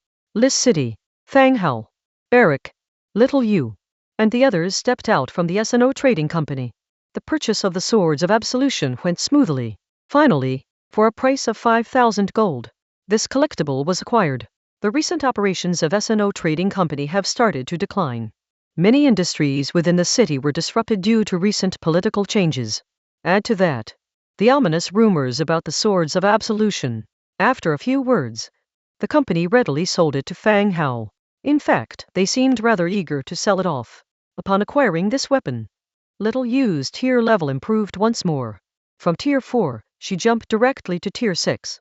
After the purchase was completed, Fang Hao and Eric split up to return to their respective places. The next day, the teleportation screen lit up again as Fang Hao, accompanied by Demetrija and Aseti, made another trip to Lis City, while grafting the demon doll with various materials to head to the underground world. On the other hand, he called for a maid to lead him to Rebecca. Despite being morning, Rebecca was already quite busy. The maid led several people through several passages before finally arriving at a warehouse in the backyard. At the moment, Rebecca was instructing a group of servants in moving items. Upon seeing the maid escort Fang Hao over, Rebecca seemed taken aback. I heard the guard say that you just left with some people. How did you return so quickly? Apparently, the news of the demon doll departing was immediately reported to Rebecca by the guards. This wasn't surprising as the entire Lis City was under Rebecca's control. Any slight movements within the city lord's mansion would be reported to Rebecca as soon as possible. While this was one of Fang Hao's affiliated cities, on the surface, he was still considered Rebecca's puppet husband. Any moves he made would be immediately reported to Rebecca by the guards of the city lord's mansion. My subordinates had to go and handle some business. Fang Hao answered simply. Oh. Rebecca nodded, not thinking much of it. Next, while continuing to direct her servants to tidy up the warehouse, she asked, So, what brings you here? I'm here to bring you money. Didn't you mention needing it urgently? Fang Hao continued. Money? At the mention of money, Rebecca's eyes lit up immediately. Yesterday, she had asked Fang Hao to prepare 3 million for the renovation of the warehouse. Could it be that he had already arranged it? Where's the money? Rebecca immediately asked. Should I put it here? Fang Hao counter-questioned. The warehouse in front of them was quite neatly organized. The 3 million gold coins, though a hefty sum, could certainly fit in the warehouse. What do you mean, you brought it along? Rebecca gave Fang Hao another glance. She thought he brought Warfire cards. The denomination of the Warfire cards came in several variants. A 1 million denomination Warfire card could be exchanged for the corresponding amount of gold coins in the trade alliance. But Warfire cards came with their own troubles. Once the value reached 3 million, such a gargantuan sum, even if you went to exchange it, the trade alliance would still need some time to prepare. At the fastest, it would take 3 days to get the corresponding amount of gold coins. Moreover, for the renovation work, Warfire coins were simply impractical. Regular gold and silver coins were better for paying the workers. But there was no other choice. It was already impressive that Fang Hao could support her with so much money. Although the exchange was a bit troublesome, she would just have to wait for a few more days. All right, hand it over to me. Even though it's a bit of a hassle. Rebecca continued. Fang Hao looked at her, not understanding what she meant by a bit of a hassle. He took out the Book of Lords, ran his hand over it, and took out all the gold coins inside. Swoosh! Box after box of gold coins piled up to form a hill of gold coins in the middle of the warehouse. The gold coins continually rolled off it. The morning light shining through the window hit the gold coins, illuminating the entire warehouse with a dazzling glow. Both Rebecca and the busy servants at the scene stared wide-eyed at the mound of gold coins that had unexpectedly appeared. What are you looking at? Fang Hao waved his hand in front of Rebecca. Regaining her senses, Rebecca asked, You didn't bring Warfire cards. Warfire cards are inconvenient to liquidate. You said you needed it urgently, so I brought the gold coins instead. Fang Hao replied nonchalantly. Rebecca did not ask further and immediately called for guards to seal the area. Her original plan was to turn this place into a warehouse. Now, due to the temporary change of plans, it had to serve as a vault for a couple of days. Once the gold coins inside were moved out, it could be repurposed as a warehouse again. On the other side, the demon doll, along with several Lionheart knights, entered the city's underground tunnels through the entrance in the temple's backyard. They passed through several layers of tunnels and arrived directly at the Cranial Rats' council hall. Inside the hall, the Cranial Rats waited in an orderly fashion, thousands of pairs of eyes staring at Fang Hao and his companions. Welcome, human Fang Hao. The leading Cranial Rat said. Fang Hao responded with a smile. As per your request, I've brought the supplies. He lightly touched the necklace around his neck. Leather, food, and various supplies appeared in the middle of the room. There weren't many rats in the underground world, so the supplies they needed weren't as vast as those in human cities. What Fang Hao had brought was sufficient for the Cranial Rats to use for some time. Seeing Fang Hao bring the supplies, the Cranial Rats showed no surprise. A few Cranial Rats inspected the supplies and upon confirmation, nodded in satisfaction. Next, a large number of wild grey rats emerged from a side tunnel. Under the direction of the Cranial Rats, they moved all the supplies out. Human Fang Hao, we are very satisfied with your supplies. Based on the principle of equivalent exchange, you have one chance to obtain information. The Cranial Rat continued. Instead of immediately asking for the information he needed, Fang Hao asked again. Can you provide information about the outer city? Human Fang Hao, which city are you referring to? The Cranial Rat asked. Silverwing City. The central city of the 100 Cities Federation. It is too far away from Les City. Our site cannot reach there. The Cranial Rat said straightforwardly. The underground tunnels limited the cranial rat's scope of activities. The information they could get was also limited to the surface cities connected by the tunnels. It was hard for them to get any information about the other cities, let alone Silver Wing City, which was a great distance away. Fang Hao shook his head regretfully, continuing, "Soon, I'll be heading to Silver Wing City with Rebecca. At that time, I'm afraid our cooperation will have to be put on hold for a long duration." This news might already be known to the cranial rats, but they surely couldn't know that he would also be accompanying Rebecca to Silver Wing City. As expected, an intense discussion broke out among the cranial rats. After the cranial rats finished their discussion, the leading cranial rat went on to say, "Fang Hao, why did you go to Silver Wing City? I am the Lord of Lis City, and per the statutes of the 100 Cities Federation, I need to visit Silver Wing City." Fang Hao looked at all the cranial rats and continued, "I don't know how long I will be away, and during this time, I suspect our collaboration will be paused. And there isn't much information in Lis City that interests me anymore." When Fang Hao finished, the cranial rats started discussing again. Winter was coming and all kinds of food supply will soon become scarce. It is the same for the cranial rats. Fang Hao can provide materials, which offer them some relief. If Fang Hao was to stop trading information with them, this winter will be even tougher. "Mr. Fang Hao, what exactly are you suggesting?" The cranial rat looked back at Fang Hao, with thousands of cranial rats sharing their thoughts. Their collective intelligence was no less than that of humans. Fang Hao had mentioned Silver Wing City and ending the collaboration, so they naturally guessed that he had something he wanted to express. "If you could go to Silver Wing City and provide me with information, our collaboration could continue." Fang Hao did not beat around the bush. He stated his thoughts directly. This time, the cranial rats did not engage in vehement discussion. They quickly gave Fang Hao a reply. "Fang Hao, it's afraid that we cannot agree to your request. We will not abandon the underground world we have been managing for a long time to go to the distant Silver Wing City." "Oh? Why?" "Our bodies are too fragile, and unfamiliar environments are fraught with dangers. Silver Wing City may be the center of your human world, but it does not belong to us." The cranial rat spoke slowly and methodically. Creating an underground world for the cranial rats was not as simple as it seems. Some sewer creatures that pose no threat to humans would be enemies to the cranial rats. They would not simply abandon Lis City, which they have turned into what it is now, and head to the distant Silver Wing City just to maintain their collaboration with Fang Hao. Fang Hao nodded in understanding. "All right, I understand. We'll continue exchanging information as usual. And when I leave, I will arrange for someone to continue our collaboration." "We appreciate your understanding, Fang Hao." The cranial rats replied. "All right, contact me if anything comes up," Hao said, and then left the underground duct with his followers. Returning to the Lord's mansion. Nighttime.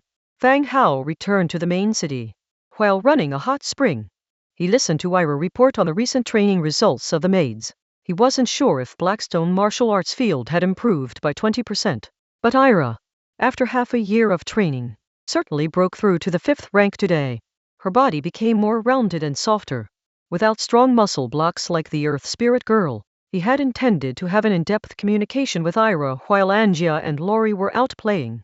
However, the Book of Lords received a private message. His movements were halted as he had to check the Book of Lords. It was Deng Bin, the Lord who had provided him with flax. "Boss Fang Hao, are you resting?" Those dwarfs came again, bringing some goods. Previously, Deng Bin sold Fang Hao a blueprint for a precision part. When asked how he got it, Deng Bin said he had exchanged it from the dwarfs. Moreover, there were other good things in the hands of the dwarfs, but he didn't have enough money to buy them. Later, Fang Hao made a deal with her. If they come again and there are good things she can't afford, she could contact Fang Hao. If he finds them useful, he will pay to buy them. This time, it seemed the dwarfs had come again. "They came at this time? Are they going to assassinate you?" Fang Hao asked curiously. He was about to go to sleep. How could someone visit someone else's territory to sell products at night? Deng Bin hurriedly explained. "No, they came in the afternoon. I hosted them for a meal and established a rapport. Then I wanted to see if you needed anything." "Oh, what good things do these dwarfs have?" "Wait a moment." Deng Bin paused for 2 or 3 minutes, then sent the product catalog dwarf frying pan, dwarf kitchen knife, dwarf mine draft, dwarf shovel, dwarf craft hammer, improved dwarf bolt action steel rifle blue tier, dwarf silver tiger's claw purple tier, dwarf iron carriage blueprint. Deng Bin sent a long list of items. Some were finished tools, which were not much use to Fang Hao. However, the bolt-action steel rifle and dwarf silver tiger's claw mentioned above caught Fang Hao's attention. Fang Hao was among the earliest transmigrators to come into contact with the dwarf firearms. Through several trades with the dwarves, he obtained the blueprint of a white steel fire musket. However, the fire musket, as a weapon, was not as useful as he had imagined. At this point, the dwarf's firearms had undergone an upgrade. Bolt-action rifle. The name reminded him of something Belarga. The dwarf had mentioned to him earlier. The dwarves had begun to accept the transmigrators and started to improve the fire musket. At that time, he thought it would take at least a year and a half for a weapon like the rifle to appear. But now it seemed the dwarf's craftsmanship had reached the standard for producing firearms. It was just that they lacked the methods. Now that the transmigrants had provided a method for improvement, making it was not a problem at all. The next thing that Fang Hao was interested in was the dwarven silver tiger's claw. This wasn't because his troops needed the tiger's claw. It was because Angia's weapon of choice was the tiger's claw. All this time, Angia had been carrying an old, blue-quality tiger's claw. He had considered replacing her weapon with a better one, but the tiger's claw was very rare in the market. Very few blacksmiths were willing to invest their energy in such an unpopular weapon. Seeing a purple tiger's claw now was indeed a rare occurrence. As for the last item, the blueprint for the dwarf carriage, he could buy it as well. Even if it was not needed, it could be used to expand his collection of blueprints. Having looked at everything, he sent a message to Deng Bin. What is a bolt-action white steel rifle? It isn't a modern weapon, is it? Deng Bin replied quickly. It's very close to a modern rifle. The dwarf said it was improved by a transmigrator. Indeed, just as Fang Hao had thought. At this time, the dwarf's firearms had received a breakthrough improvement, which was undoubtedly due to the participation of a transmigrator. Fang Hao continued asking, Is there a blueprint for this white steel rifle? Tell the dwarves that I need one. Price is negotiable. The power of a fire musket far exceeded that of a crossbow. The most significant drawback was the slow speed of reloading. After pouring gunpowder into the barrel and loading the bullet, the enemy would have already closed the gap. In the battlefield, it was not even as practical as a bow and arrow. But if the bolt-action rifle solved the issue of reloading speed, then the efficiency of the shooter's long-range attack would greatly increase. Even in the face of the upcoming assault from the Dragon Clan, the bolt-action rifle could also provide some aerial defense. I asked for the blueprint earlier. The dwarves said it's only available to their leader. If you want to buy it, they can sell finished products. But the blueprint definitely won't be for sale. Deng Bin replied. Okay, then how many bolt-action rifles can they sell? How much for one? Fang Hao continued asking. They brought only 10 in total. I exchanged resources for 2. Each sells for 500 warfire coins. Deng Bin posted. Well, it certainly isn't cheap. Fang Hao mulled it over and sent a message. Okay, I'll take everything but the dwarven mine draft. You two can tally up the price. He already had the blueprint for the dwarven mine draft, so he didn't need that. As for the other tools, he could buy them all. This would make the dwarves more willing to find Deng Bin, enabling him to gain blueprints faster. Soon, Deng Bin replied. Big boss Fang Hao, it's 40,000 warfire coins in total. Dwarf lat pot 20. Dwarf kitchen knife 50 or how do we trade? Deng Bin listed all the prices. Fang Hao agreed with the price. But how would they trade? Cash could not be exchanged through the regional channel. All transmigrants could only exchange goods for goods within the channel. But the dwarves were here to make money, not to barter for goods. This certainly posed a problem for the two. Fang Hao pondered carefully and sent an image of a stone monster construct tier 5. Ask them if they need this. Constructs, as crafted living mechanical soldiers, could be exchanged within the channel. Fang Hao had tested this before. Many unused constructs were still parked in his troop hiding cave. He could see if the different races were interested in these constructs. They could be used as goods for exchange. Soon, Deng Bin replied. They said they're willing to exchange. and they seem to need these constructs very much. They want more in exchange. This message relieved Fang Hao. It was good news that the other party agreed to the exchange. What exchange rate do they propose? They want to count one construct as 10,000. I told them I wanted 50,000. Given that this is our first cooperation, to count it as 40,000. To settle this bill of 40,000. Big boss, is it okay? Deng Bin sent another message. Fang Hao had been cooperating smoothly with Deng Bin recently, and had helped her with several major problems. Deng Bin was a rather trustworthy person. She gave people the impression of being reliable and honorable when doing business outside. Since Deng Bin had negotiated the deal, Fang Hao wouldn't oppose it. Okay, I'll list it now. Fang Hao agreed. After setting up a dedicated trade, both received their respective goods. A heap of new items appeared at Fang Hao's side with a clatter. The flat pot, kitchen knife and the like were thrown to the side. Fang Hao picked up the bolt-action rifle first to have a look. Dwarven bolt-action improved white steel rifle blue. Category: Firearms. Damage: Level 4 damage.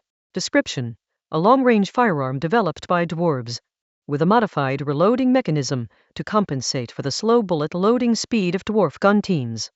The gun is essentially made of wood and white steel, lighter to handle than a white steel firearm. The style of the rifle is somewhat reminiscent of the 98K seen in games. It's a type of bolt-action rifle where you pull back the bolt once and fire one shot. It's not a semi-automatic rifle that fires a succession of bullets with one trigger pull. Firing one shot per bolt pull, it's already quite decent. Many transmigrators have surely thought of developing modern firearms. To produce a rifle in a few months is a significant achievement. The damage of the weapon has not been improved through modification. Just like the white steel firearm, it does level 4 damage. The improvement lies in the ignition method and faster reloading. If such rifles are equipped in large quantities, it could change the traditional warfare stance, where the side with more numbers has an advantage. Of course, the combat power brought by the hero also needs to be taken into account. Actually, since the arrival of the transmigrators, some modern weapons will show up on the battlefield sooner or later. Only it is faster and simpler than imagined. Each gun is gifted with a magazine containing 5 bullets. But such a small quantity of bullets makes it seem like a disposable weapon.